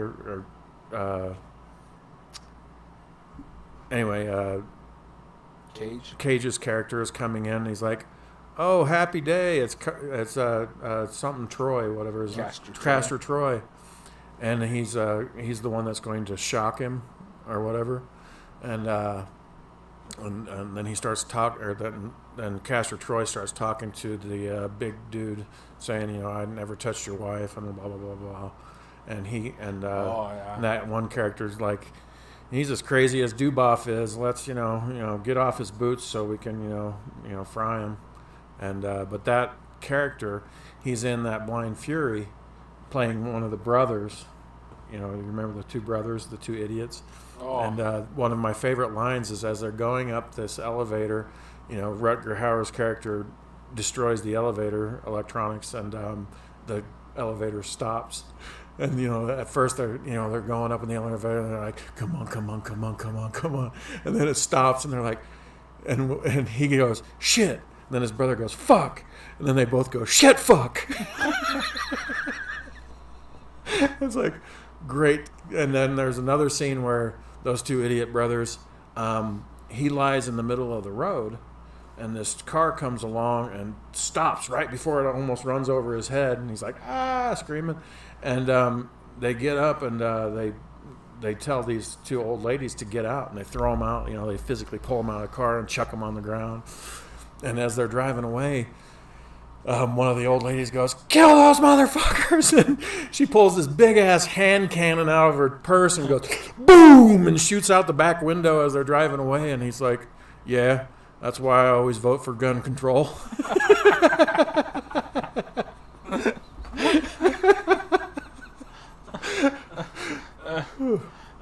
But yeah. Another great movie that I don't know how many people have seen that just popped up on Amazon Prime too is Road to Perdition. Oh yeah. With Tom Hanks. I mean, what was really nice about that movie is to see Tom Hanks play nothing that he's ever played before. Yeah.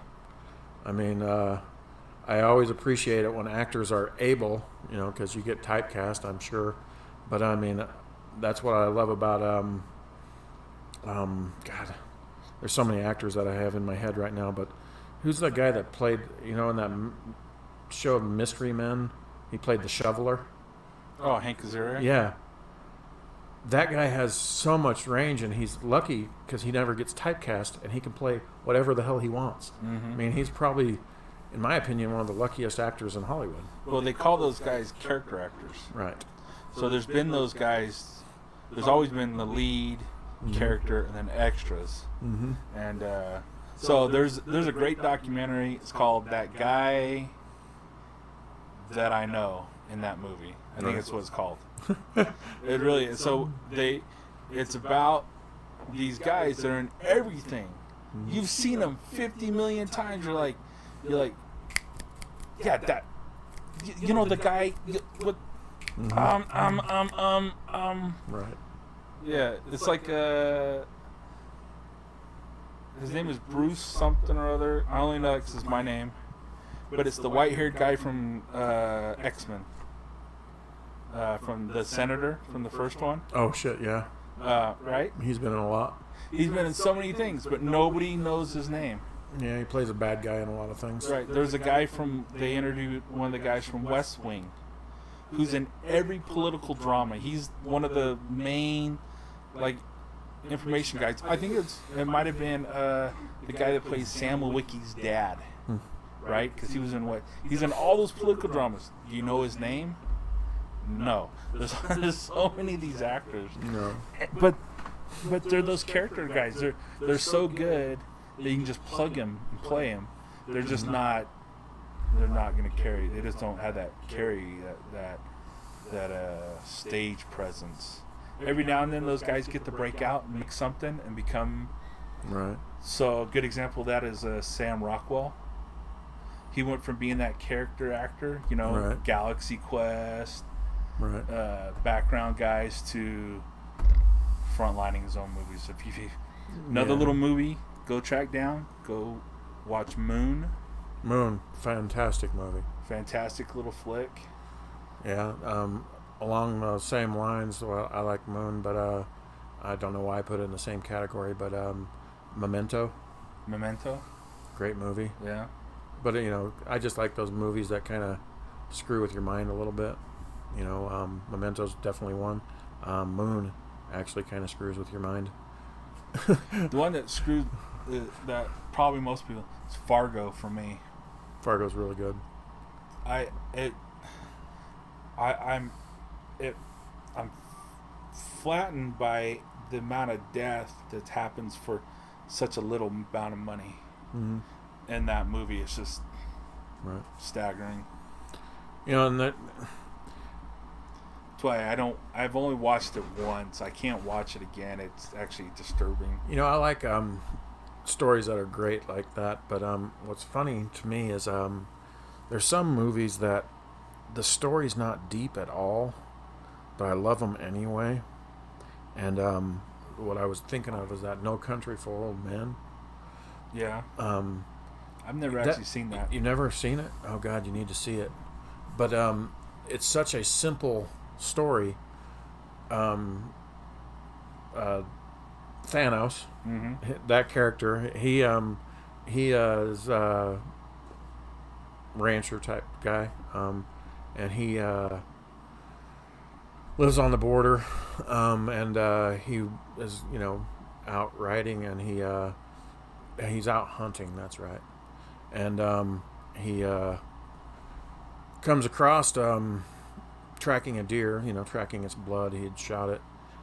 He comes across 5 or 6 cars in a circle out in this field, and dead bodies lying all around.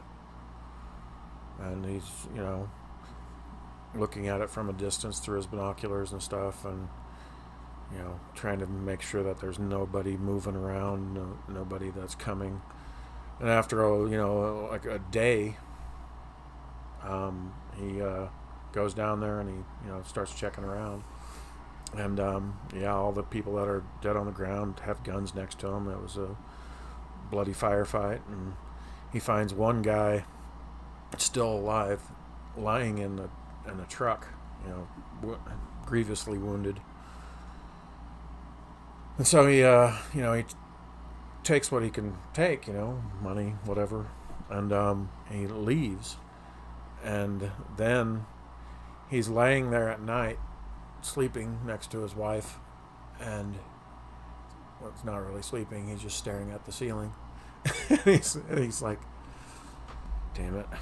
And so he gets up, gets some water in some jugs, and his wife's like, where are you going? And he's like, oh, I'm probably going to go do something stupid. And he takes this water to the guy in the truck. You know. Is that Javier Bardem? And no. And so the guy, he is trying to help in the truck. When he gets there, there's other people that start chasing him and all that kind of stuff, and it kind of goes from there. But that character, the one that, you know, I can't remember, how do you say his name? Javier, yeah. Bardem. Great actor, by the way. Well, he's a serial killer, isn't he? Sicario type person. Oh, he's come to retrieve what was taken, and to make sure. I thought he was a serial killer.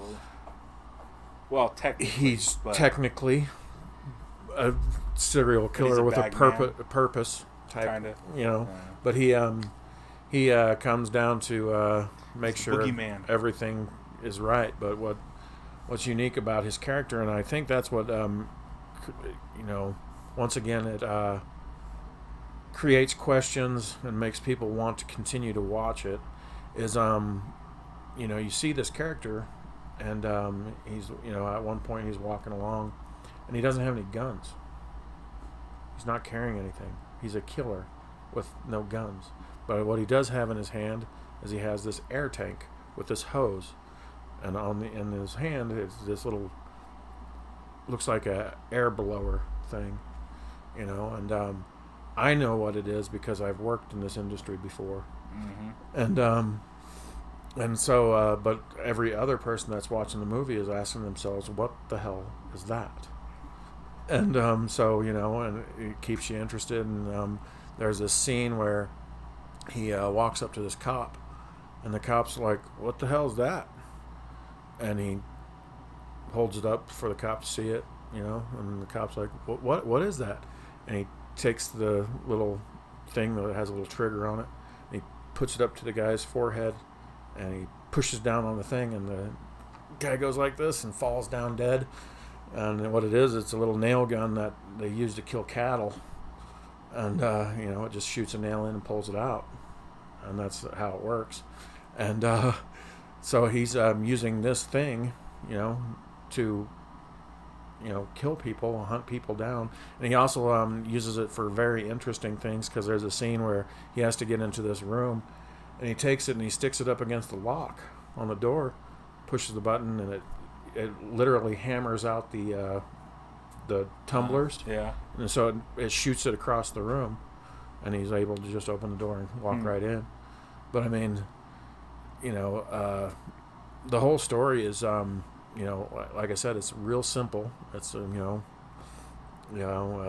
everyday man that runs across some stuff and takes stuff that doesn't belong to him, and then there's another guy trying to retrieve it. So it's really a simple story, but they develop the character so well that it's and like I said, they drive the story with all these little questions, and it's great. I mean, it's really well written. That's cool. But yeah, I mean, that would be highly recommended. I actually bought that the other day. Found it in the Walmart bargain bin. But yeah, I mean, there's so many movies out there to list off. It's ridiculous. Well, yeah, there are, and I could just go down and list. But the idea, I think, would be little treasure troves, or little things that you forgot about, that are great, that are in your, you think about, but you don't. It's not the first thing that pops up when you start mentioning all these different other type of movies. Well, it's another thing that would be fun is when I was growing up, there would be these movies and stuff that we'd watch, and the reason that I'd watch them as a kid versus the reason that I'd watch them now are totally different. Because when I was a kid, I don't know if I really cared about story. To me, I guess this is one way you can say it is it's just like with comic books. When you are flipping through a comic book, you're looking at the artwork, you're not reading it, you're just flipping through. And what gets you to buy the comic book or read the comic book is the art. And when I was a kid and I'd want to go watch a movie, and this is one of the reasons why I've seen every Arnold Schwarzenegger movie, is I think you find that character in the movie that you just think is godlike,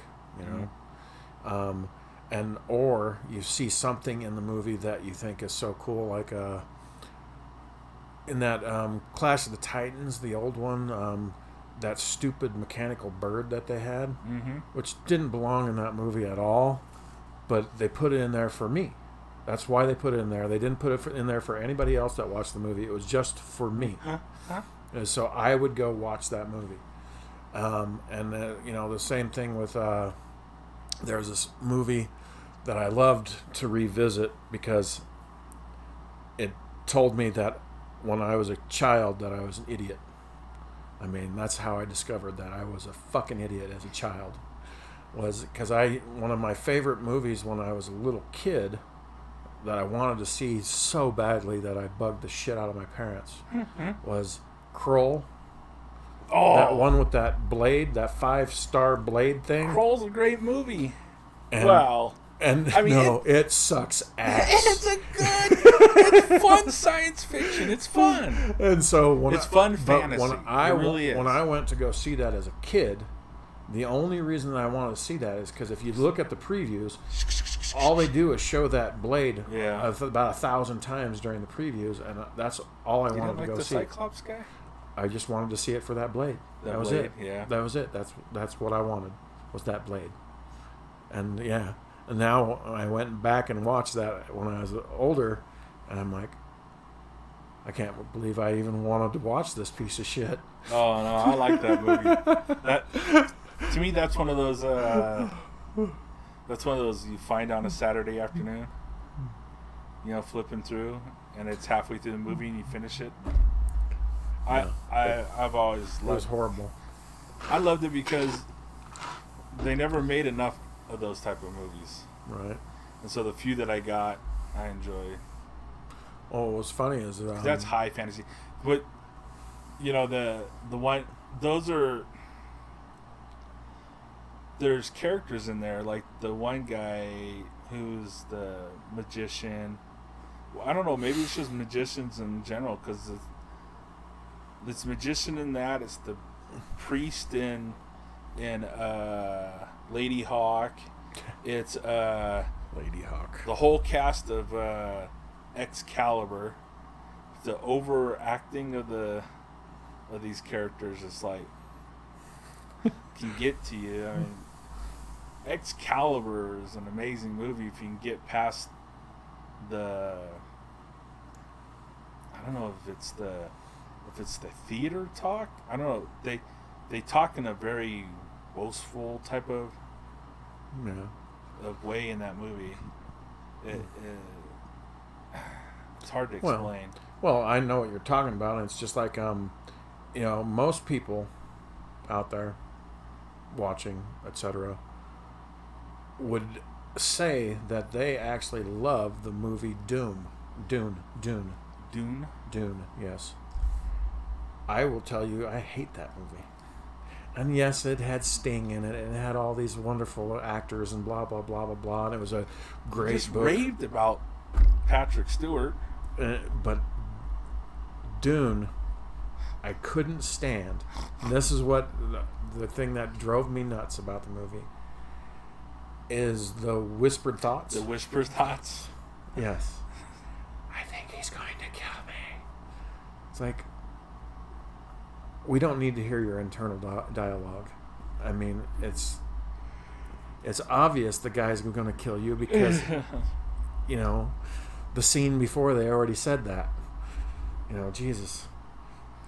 I mean, I don't know who thought that was a good idea. I don't know.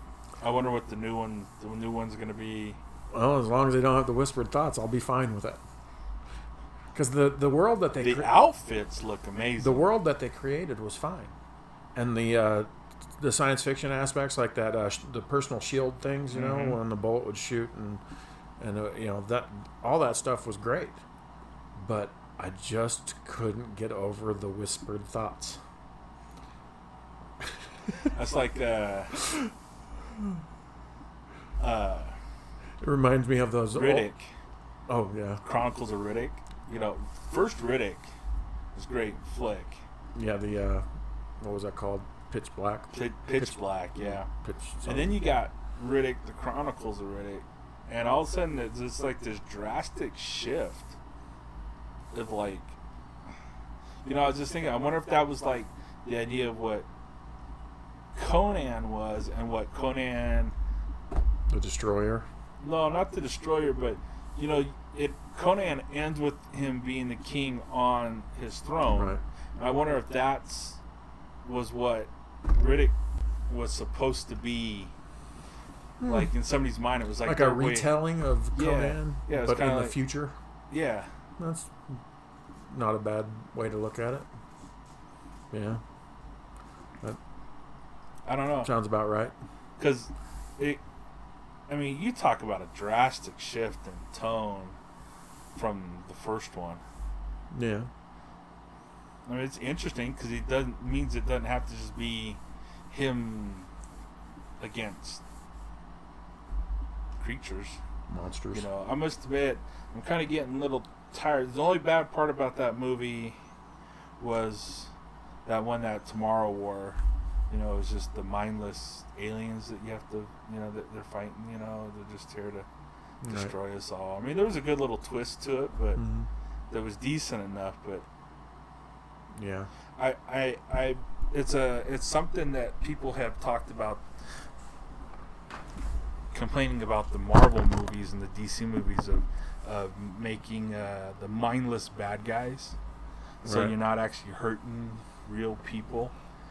They're either either computer generated or they're just mindless something or others that they can just kill in the thousands, and you don't really can have to put a face to them. Right. I mean, it's once again, it's lazy writing, and it's part of that PC culture of, well, you don't want to make anybody the bad guy, and which is homogenizing movies to the point, like I said, there's not much. That's one of the reasons that I'm looking forward to when we're doing. Hey, we're finally going to talk about our story. When we're doing Shattered Time, one of the things that I'd love to do, and it's one of those things that I don't think people do enough, is like, in Independence Day, you never really get to get inside the alien's mind except that one part where where Brett Spinner is being controlled like a puppet. Right. And so, you find out that the aliens are intelligent, which, you can look at their giant spaceship and know that they're intelligent. Right. But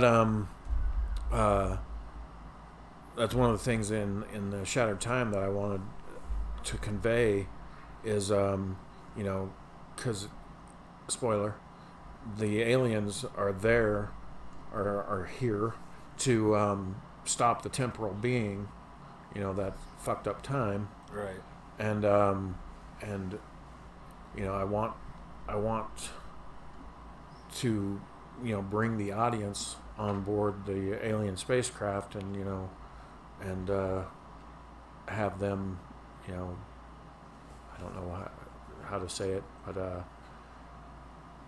intelligent, interactive. Yeah.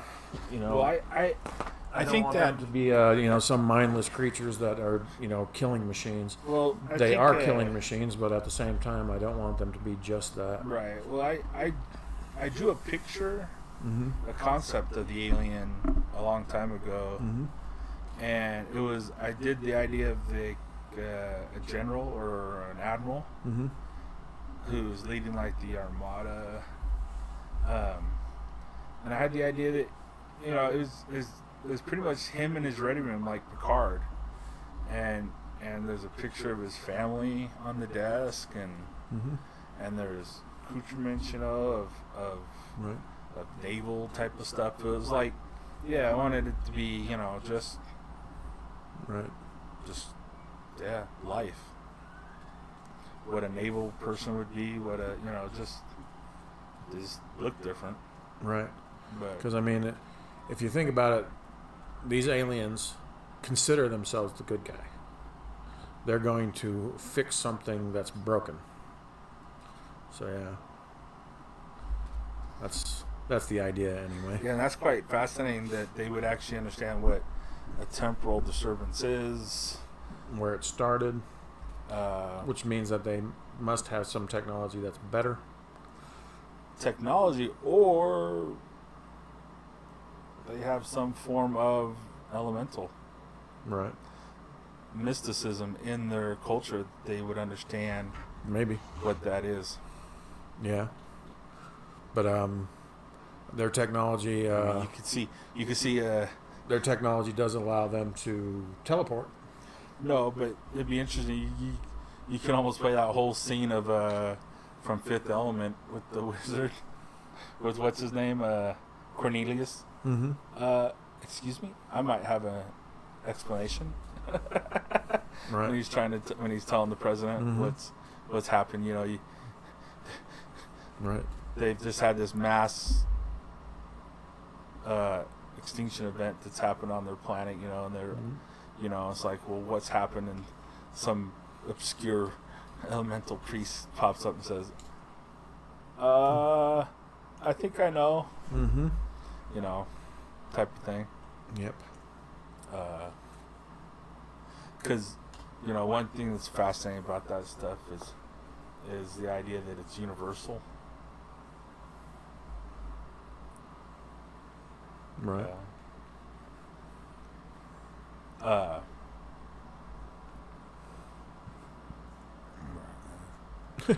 Well, it's fascinating with story. You're talking about story. I was going over with Shattered Time. Having these questions like we talked about last time. With the Spitfires, how far can they really go? I was really, I was looking at that. Blah blah blah. And then I'm looking at my dialogue. The knights are talking about who their king is. Blah blah blah, and William. Mm-hmm. But then the one says the Rufus. It's like, well, wait a second. Rufus was his son. Mm-hmm.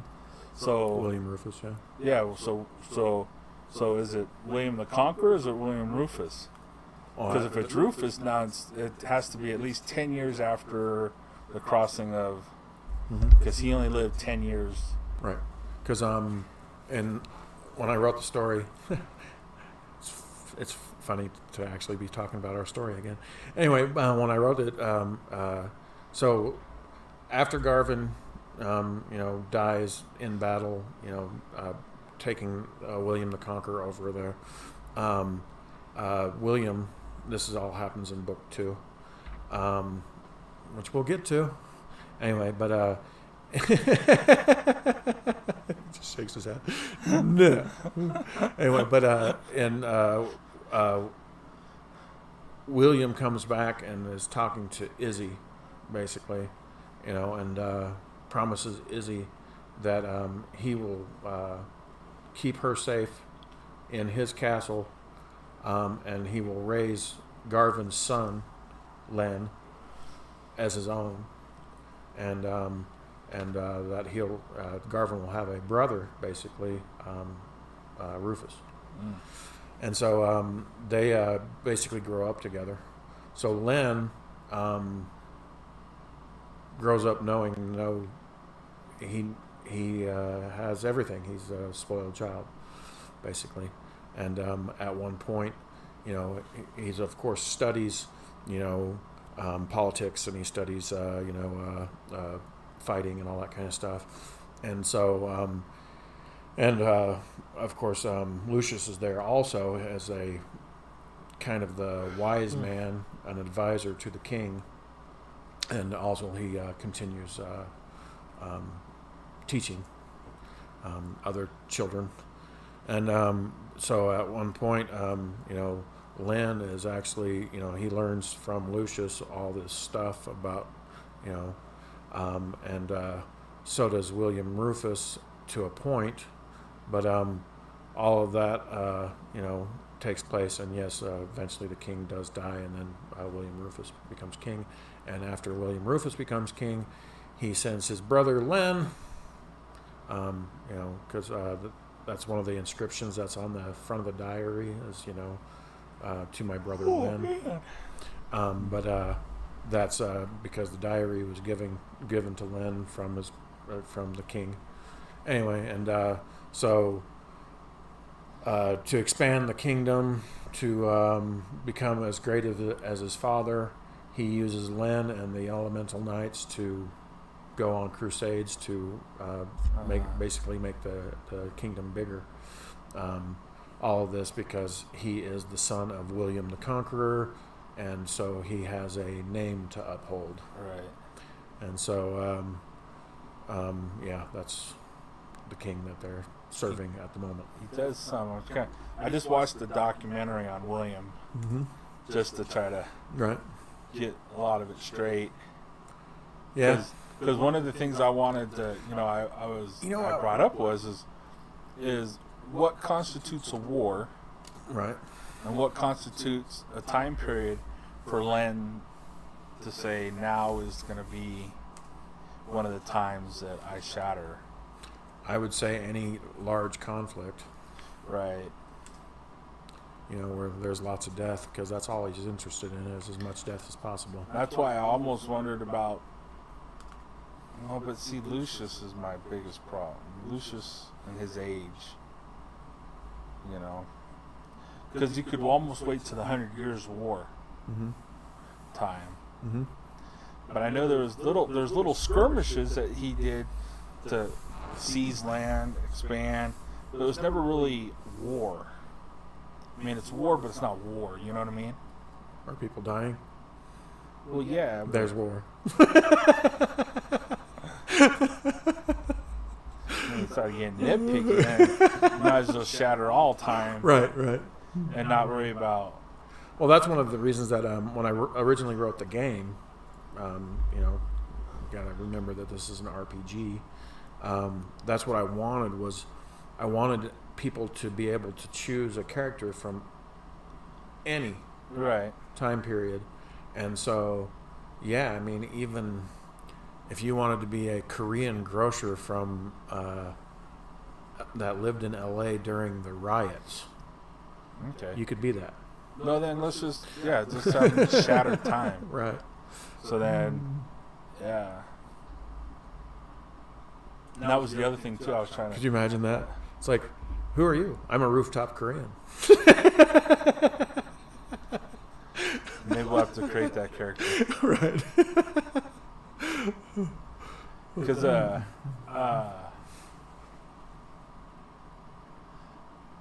so so logistics, right? Sometimes logistics, you think of something, and then when you start to, I don't know, maybe I'll overthink things at times, which I do.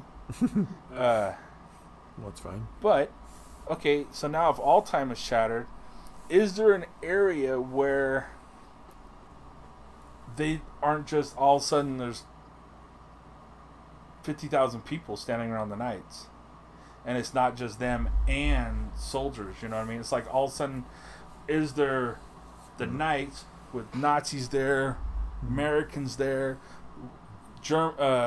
Romans over here? I thought about doing that. I thought about the idea that all of a sudden there's you take a place that scene like Gladiator. You take a place like the Middle East, which has been at war forever. It's been at war forever, but it hasn't been the populate. Well, depends on where you talk about the Middle East, right? Right. But like I'm thinking about France. Just think of how much has happened in France, right, in the last 1,000 years. Yeah. And then think about how much would happen in the next 1,000 to 2,000. Right. And if we go all the way to 50 something, where they're standing could all be apartment buildings. Mm-hmm. So it's like, is there a place where they were at when time shattered that we could pretty much relatively say it's going to be a safe zone? Not, like they're not just going to be encased in concrete. Right. Or all of a sudden there's 50,000 people around them, and because the idea is they get ambushed. There's this lead up to this ambush, and it's like, would there be this lead up to the ambush, or would it just be all of a sudden mass chaos? It's mass chaos. Well, it becomes mass chaos, but would it just be instant mass chaos?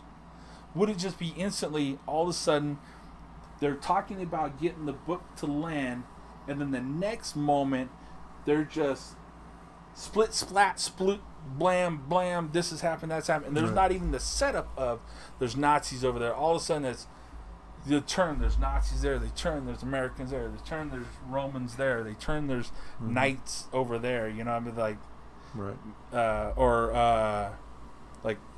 French soldiers, like 1812, whatever, like Napoleonic War stuff.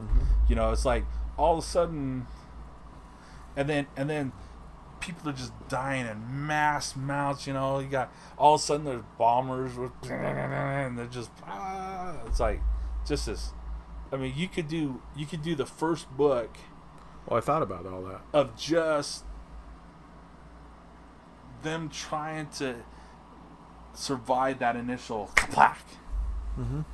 Yeah, and there's like I was saying, there's countries and places on the planet that would be even more chaotic. So yeah, as a writer, I just I mean, put in England solves a lot of that, right? But it means we can't have like the Nazis and some other stuff, right? But I mean, we could have But no, I mean, I was just trying to, as a writer, I was trying to set up what happened right before time shatters. Right. You know? And so, I chose to do Nazis and all that kind of stuff. But yeah, I could have went with, like you said, Napoleon. I could have went with 1,000 other things. But I didn't want it to necessarily be that chaotic because I still wanted to introduce the knights, And so everything, at first it's, from an overview where you're seeing all this different stuff happen in time, and then it all shatters, and I try to get it to be from the point of view of the knights, So. Well, I think you still. I just wonder if. But yeah, if the narrative of the story is this, unless it's more selective of certain wars. No. But I mean, would it be hard to insert a bunch of people shooting cannons in the background in the Napoleon times? No, it wouldn't be hard. But once again, eventually they're going to get to a point where they either run away like the Nazis do, and so they're no longer part of a conversation, or, because one of the other things that I wanted to do in that first opening was showcase magic, with the knights. But if the Nazis and Napoleon are fighting each other over here, they might not even, I don't know. But I mean, it could be an ultimately chaotic scene, which is fine, which is, what we're going for, because that stuff would be chaotic. Well, the crazy thing, too, would be, it'd be really psycho. I mean, you can imagine having World War I soldiers, German soldiers. World War II soldiers. And then World War II German soldiers. Right. And then you have, like this idea, though, that... some Napoleon guys on horseback. Right. And then, they fought Germanic warriors, too. I mean, but yet, what I'm trying to get to is, like, there's a reason why you use Nazis, because of the stigma. Yes. But most likely, like, the World War I Germans wouldn't like those people. But yet, they speak the same. They would recognize, it'd be like, but wait, what? But well, yeah, we fight together, but then, it'd just be interesting. No, they'd probably shoot at each other first. Maybe, but it'd be this weird dynamic, right? Although the World War II guys would probably look and recognize the old uniform. Yeah, they would recognize the old uniforms. But so my thing is like, how would like World War II guys know that the American soldiers are bad? Or how would they know who's, unless they would know past, but when they saw the future stuff, and then all of a sudden people would be like, who do I shoot? Who's what? And then and in the middle of all that chaos is our knights, who are cutting a path through it, and then losing some as we go through, but cutting this path, and then it'd be interesting. You could pick up a few characters along the way, almost as maybe somebody saved somebody from getting shot in the back, or blah blah blah, and by the time you get done with that first initial, you have this little band of people that is no longer just the knights. It's one or two knights. It's Lucius and maybe two other knights maybe survived, Now you have the mech driver. You have maybe this soldier, that soldier. This, and this, and this. And then all of a sudden you have this little band. It'd be kind of interesting. Yeah. Well, I mean, that's kind of what we've done. Well, but yet, I mean, but it does, but we never really do it like not in the first second. And even in the rest of the books, the way it is there's never they never meet each other that way. No. Because I mean, one of the things that I want to, more than anything, is I want Paul from the first book to be included, but like we've talked about before, we have to get those characters that have just been introduced, Lucius and that group with the mech driver, to go to get Paul from the Elven Kingdom. And so they have to go visit the elves to and we've already talked about it, where they're going to, I guess, ask for advice more than anything else, so yeah. Well, that'd be kind of psycho. Because where they're at, or where we've put them, they're in Normandy, and trying to find Lynn, because that was the last known location.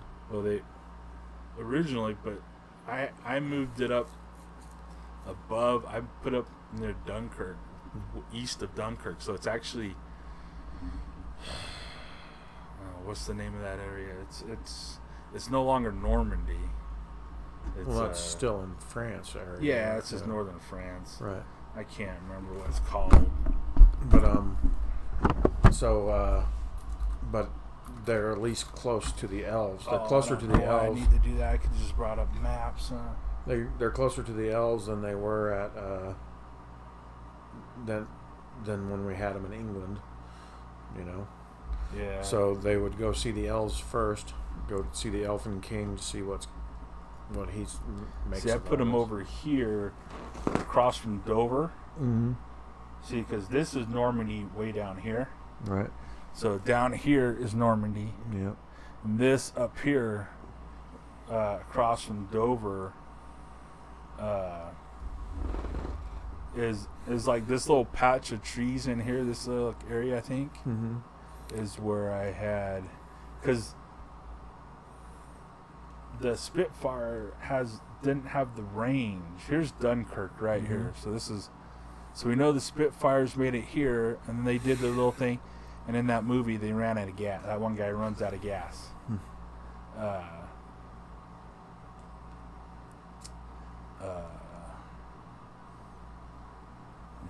Is that dark green spot a mountain? Wooded area. Because that was one of the hardest things. Also, when I was originally writing the first book, I think it's wooded. Was I was trying to find a mountain, and I think I found a mountain that was close to, Normandy, where he was at. Yeah, those are all trees down in here. I don't know where there's a mountain. Actually, I think it's all. I don't think you get in till here. Mm-hmm. Till Heidelberg over in here. Right. Where you finally get mountains. Yeah. I know. I looked at a map and I found one, and I was satisfied with that. I was like, okay, that's good enough. But I mean, the amount of stuff that could happen in that little region would be. But if it was outside of major city areas, then maybe we bypass any type of mass construction. Right. Just for the story. Unless all he does is bring people through and not structures. Well, yeah. Good question. And then I had this idea of showing the ritual. Oh, really? Of the breaking the time. Mm-hmm. So I this visual I had is I know that he doesn't, he just needs their willingness to go in so he can travel with them. Mm-hmm. The idea I had though was that as he goes to go into him, he has to amp up his power. So he sucks the souls out of X amount of people to get the energy to punch through, to go through, type thing. Mm-hmm.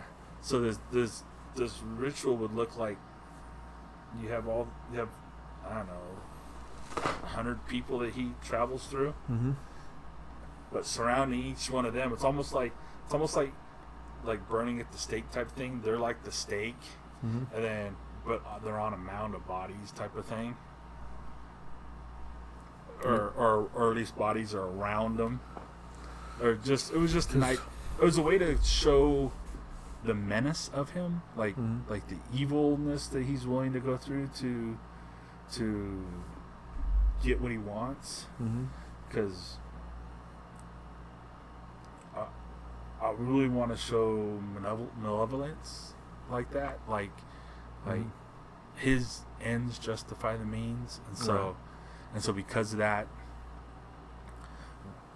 they're all volunteers. Right. But that doesn't mean it's not mass murder. Right.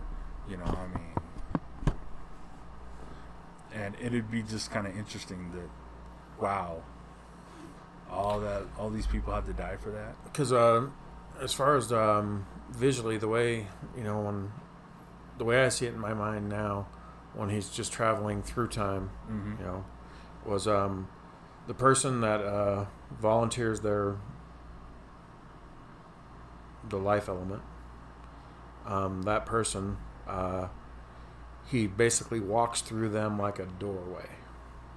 All these people are doorways. Right. So he just literally walks through them and walks into their past. He can go all the way back to their birth. For that,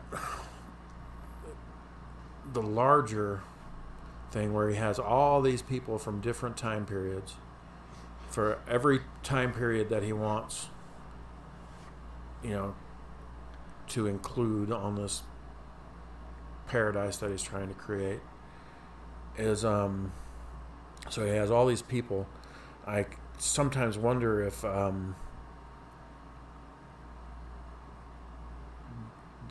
he doesn't necessarily walk through them, but I'm not exactly sure how to do that. I mean, they all have to. I'm of the opinion that they all need to be touching in some way, maybe as a large group that he walks into, or I'm not sure. Right. Well, I wrote down this thing, and I was just, and then the idea that my idea was is that Lucius finds the ritual, finds where he did it, right? And like, say there's 20 bodies, and then one body in the middle of it is dead. Everybody's dead, and there's one body in the middle of it.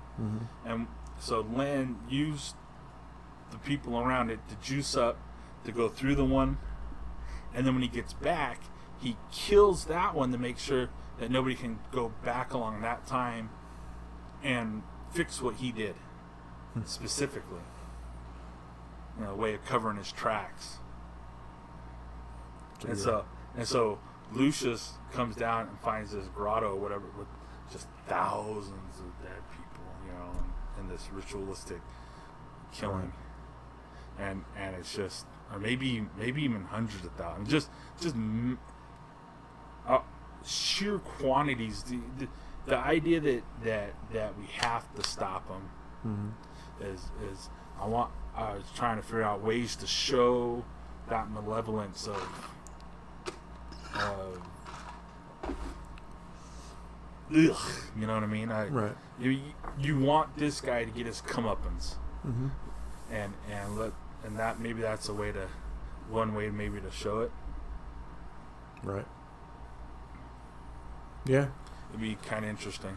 Because, yeah, I mean, there's no telling how many people he gathered to do this. Well, and each time he goes back, if he comes back and he's done one more thing with his church, Right. whatever, and all of a sudden he gets back and now there's another million. Now he comes back, there's 1 billion. Comes back 2 billion. You know, he's constantly getting more to go back farther to get enough that he can eventually do the big thing at one time. Right. You think you'd have that would take a massive amount of power, massive amount of energy. Reminds me of that movie Lucy. You saw that, right? That's the one with Scarlett Johansson. Yeah, Black Widow in it. That was probably more of Ghost in the Shell than Ghost in the Shell was. But what I was thinking is, so he's going from time period to time period, and he needs a person from all these different time periods, right? So he's gathering all these people, but where does he bring them to? I'm thinking maybe he brings them back to the start of man.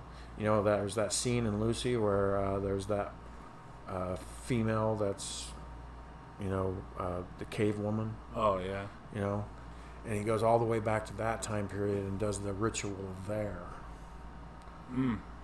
Because there's nobody there to interfere with them. There's just some cave people, you know.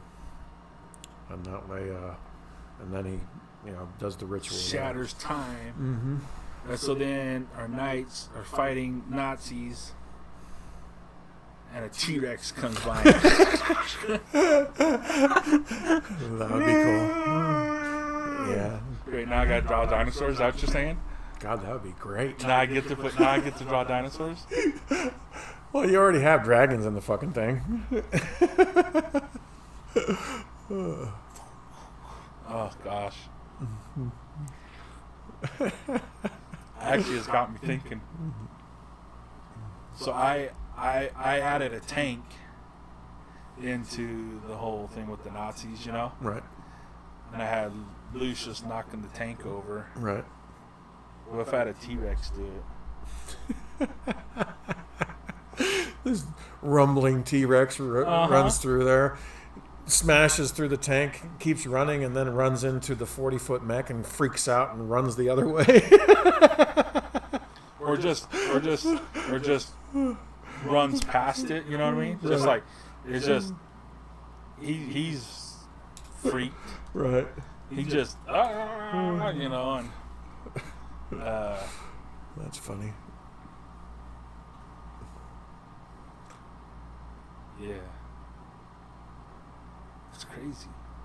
Well, you know, it is what it is. That's funny. I tell you, it might be an interesting first book. It's just them surviving day one. Yeah, because there's going to be a lot of people that don't. And that whole scene of them talking about what's happened with the Shattered Time, instead of having that outside the mech confronted, it's like it closes the book with them around a campfire talking about it. Right.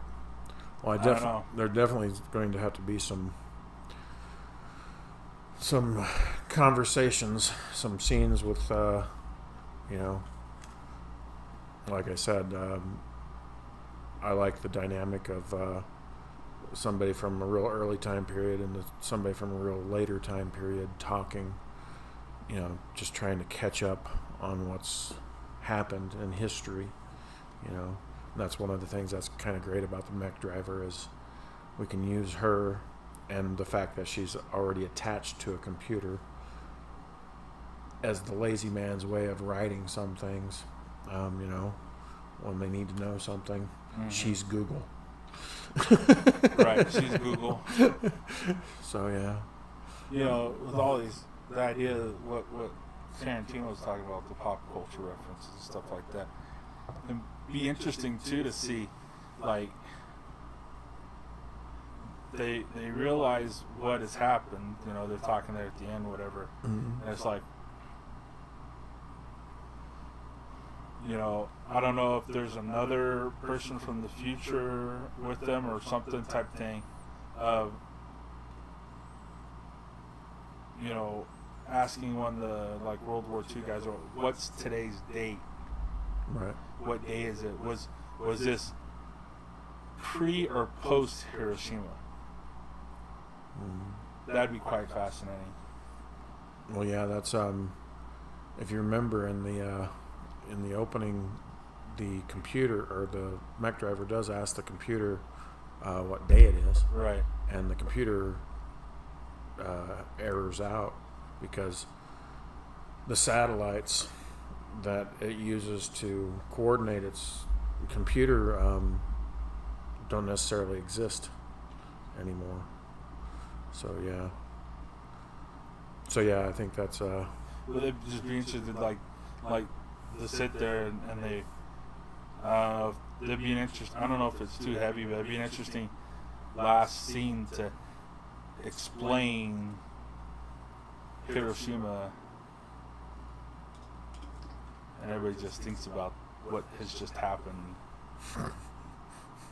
and that's the end of the book. You know what I mean? right. Just a quiet page of them sitting around the campfire with nothing to say after that. Right. What is this?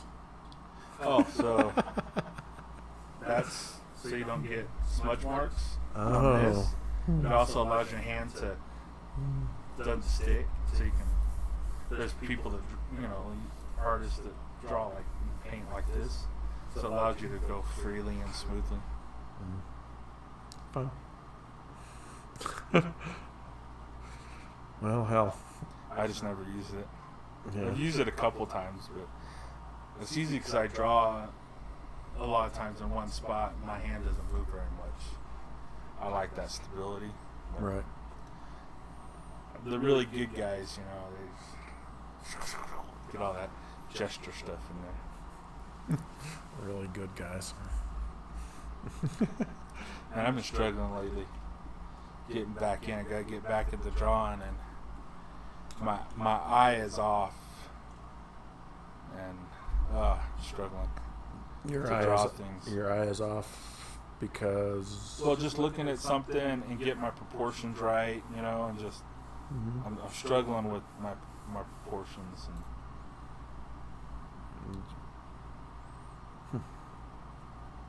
So I on the last stream, so I streamed the other day. Yeah, no, I saw it. I get You saw updates. it? I get updates. I'm subscribed.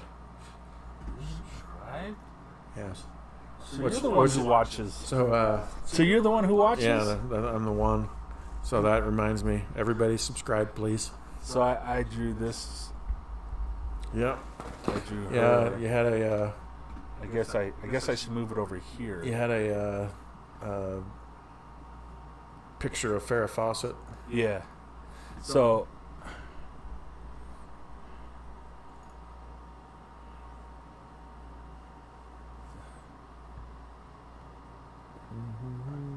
I think I need to turn this.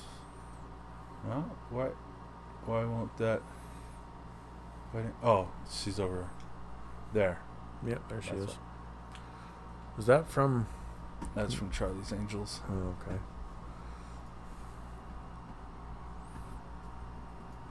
Man, that show is underrated.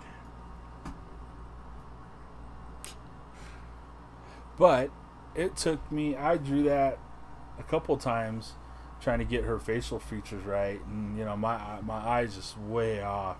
So, Well, do you find it better with or without your reading glasses? well, no, I have my glasses on.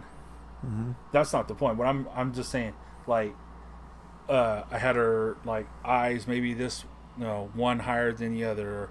I had her face too squished or too, I just had the proportions off. It just things weren't looking right, so I had to trace it, and then I put that over the top of mine just to see how bad I was off or how close I was on. It's like, oh, well, I actually got the eyes the right place, but my nose was like way too far down. The lips were too far down. I had to pull everything up, and then the jaw was too thin. I had to widen out her jaw. I just had to do some stuff to get it look right. That's what I mean. I got to get back to where when I'm drawing, I shouldn't have to spend so much time looking at reference to get things right. I just need to be able to draw stuff, and so I need to draw more, and that's what I'm saying. And the more I draw, the more my eye will get better at seeing proportions right. But yep, it gets discouraging sometimes, and I just need to, bite the bullet and be like, well, you're just gonna have bad drawing days, and just live with it. And, it's just fascinating because I hear, what's it called? They talk about how musicians, they practice and they'll hit bad notes, but they hit a bad note and it's gone. You still have your drawing after you're done. You still have your horrible piece of artwork. It's still, you can throw it away. Right. But until you throw it away, it's still there. Right. Whereas, you hit a bad note, then hit the right one. Well, that bad note, it's gone. It's not around no more. And an artist a lot of times will sit and they will fight and kick against the pricks to try to make something right, instead of just erasing it and starting over. Is sometimes the best thing to do. And I have gotten into that habit better than I think some. Is I will just nuke something. They say it's be able to get rid of your darlings. I think that's like that in writing too. It's just like you love something, you love it, but damn it, it's just holding things back. And no matter how much you love it, you just gotta cut it and go. Right. And so sometimes I have to do that with this stuff all the time. It's like, oh, I love that. You drew a hand really good, but no matter how you draw the rest of the arm, you put the hand in a spot where the arm can't naturally be. Right. But the hand looks perfect in that perspective. If you move it, now it's wrong. And so you fight to try to figure out how to get that thing to look right, instead of just being like, erase the hand and start all over. Right. It's tough. It's a hard thing to do. You see people's horrible artwork with it all over the place all the time. It's like, wow. You can see these people, they draw a body like this and the legs are this big, and it's like, you realize that I've done that they ran out of paper. And then, now I got to fit the legs in there. It's got to have legs, doesn't it? No, it's better just to leave those off. Right. Just cut it off at the waist and make it a half a picture. But yeah, but they'll put those damn legs on there, and it's like, look, Ma, I did good. Right.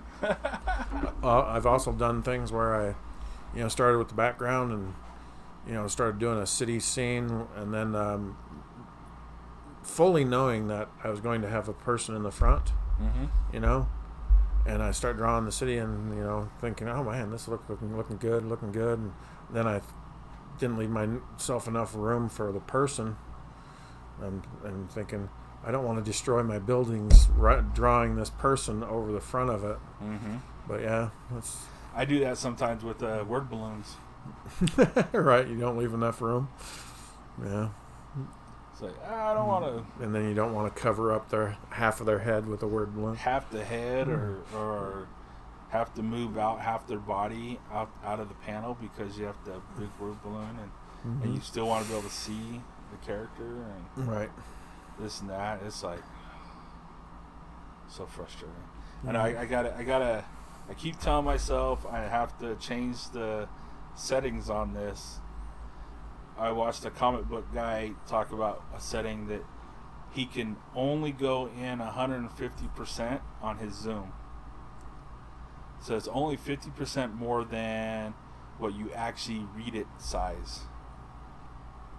And that's not very much, because I mean I can zoom the hell. I can go way in, you know, and put all little specks in her eye, you know, and all that stuff. But you know, in print, that's just a blob. And so you can spend hours of time wasting time. And so he only allows himself to zoom out or zoom in so far. And so then you find yourself drawing those ugly characters, you know, that have hardly any definition to them. But it doesn't matter, because in print, you're not going to be able to see it anyways. So that'd be a tough one. You want to get in there, you want to make the whole thing awesome. But I noticed it on some of the pages that I have for Shattered Time that we've done before, is I got into some of the panels and got way too excited about the things I was drawing. And then when I look at it as a page, it's so dense sometimes that it's hard to read. Right. So I got to learn how to pull back a little bit and not go crazy with all that. You know, with those knights, I put chainmail armor and all this leather patched work stuff on them, and they started looking really cool. And right. But when you spread them out a little bit, it's like all of a sudden you start losing too much of that. Yeah, right.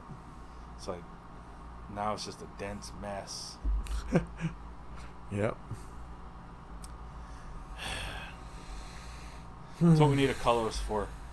Look, if anybody actually watches. We didn't have any commenters today. Oh, no commenters today.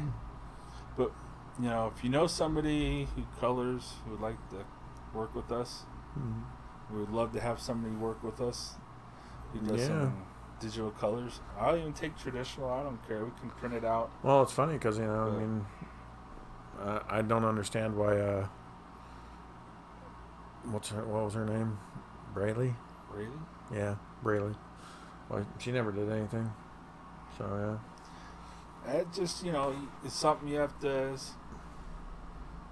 like I said, what I say the kind of person we need to find is that person that loves art, loves storytelling, but maybe doesn't have the story of their own that they know what to tell, or they don't know how to get their artwork out. Maybe they're a little bit older in life too, that they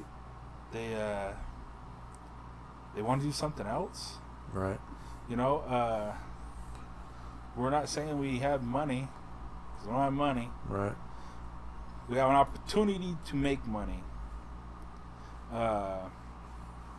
We'll share if you're willing to come on the ride with us. Right. Because the color has to be cool. I don't know. It doesn't have to be. There's so many different ways to do it. I can see Shattered Time simply colored. I can see it elaborately colored. I can see it highly rendered. I can see it comic book colored. I can see it more graphic novel-y colored. I mean, there's so many different ways to go. One of the things I kind of think all I care about is somebody that has a vision. Well, what I want to, you know, I've thought about this. I sometimes wonder what Jake Black is doing right now. Yeah. Because, I mean, I know last time I checked with him, he was working for the church. He was working for the LDS church in some capacity. But I don't know if he still does stuff with DC or not. But I'm just wondering if we should get hold of him again and maybe see if he knows anybody. And beyond that is sometimes I wonder if he's working for the church and stuff, and he's a writer. I'm not exactly sure what he's doing for the church, but I sometimes wonder if there's any odd art jobs that he can get for you to do stuff for the church in an art capacity. Yeah, they have a pretty good stable of artists that they work with. Yeah. And there's a lot in this area. Yeah. I don't do that type of illustration. Right.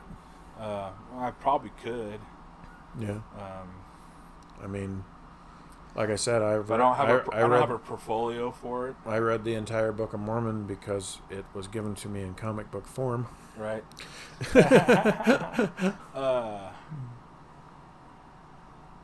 Yeah, in fact, I had an idea. We were talking about how to make a town called Liberty not just relevant, but how do we get it into the hands of those that we need to get it into? And I thought of an idea that it should be a manga. Okay. I thought we were doing it as a short story format. I thought so too, but I was wondering, because manga's taken off, right, in the U.S. Mm-hmm. And it seems like a great way to address this issue. It can be drawn a little bit more simpler. Right. Well, yeah. I mean, it was already. It was already, but even more, more so. Right. I don't know. It's something to think about. Mm-hmm. Well, I mean, I don't mind the format that we chose in the beginning. I mean, I think that it reads nicely. It's something that you can, if we wanted to, we can download it onto the website real simple. Yeah. And, it's just a flip-through book. Each page is a work of art. I think it would read well, and would also easily translate into a anime format or an animation format. Because that's what I'd love to see is a half-hour TV show animation thing. Yeah. Which technically, I guess they're not actually half an hour because the commercials are there, so it's more like 20 minutes. Well, you do a half hour, you put on HBO, something like that. Well, that's what I was thinking. I was thinking The Blaze, but yeah. Well, it was The Blaze, right? Mm-hmm. But what I was thinking is if we had it in like a manga format type thing, and then I wonder how of getting it maybe through Tim Pool's too, his production thing. Right. Or the Daily Wire. Yeah, or the Daily Wire. Or, yeah. Or even that Warrior Poet Society has their own damn channel. Do they? Yep. So does Box Day. Mm-hmm. He has a production company that does comic books. Yep. But yeah, I don't know. Yeah, I was just thinking of something that because we were talking about how to reach that age group. Right. Because we already know we're preaching to the choir. Right. Also, there's another guy that I think would be kind of fun to maybe contact him. My idea would be just to shotgun this out to everybody, But that guy that does Freedom Tunes. Yeah. I mean, I don't know where you find his stuff, but he has his own. I mean, he's out there. I got something to. But pitch at you afterwards. Well, we need to end pretty quick because I'm about to pee myself. All right, let's end. So, like I said, like and subscribe, please. If you know somebody, please send them our way. We love to talk to them. Give us some comments. That would be great. Yeah, please some comments. Yeah. Even if it's to say that we're dumb. Yeah. My hair is really bad. Right. I'm too red. Orange man bad. I want to upgrade our cameras to at least the same exact camera. Right. So at least we have two the same exact. But yeah, yours. Mine looks fine. I think. Well, yours washes out, but mine I had a delay on mine, and I don't like that. Right. I think it's just everybody says that this is one of the best just webcams, but yet it's old. It's old. Right. I don't know. All right. All right. Burnout Studios. BurnoutStudios.com. Jam Spoon on Instagram.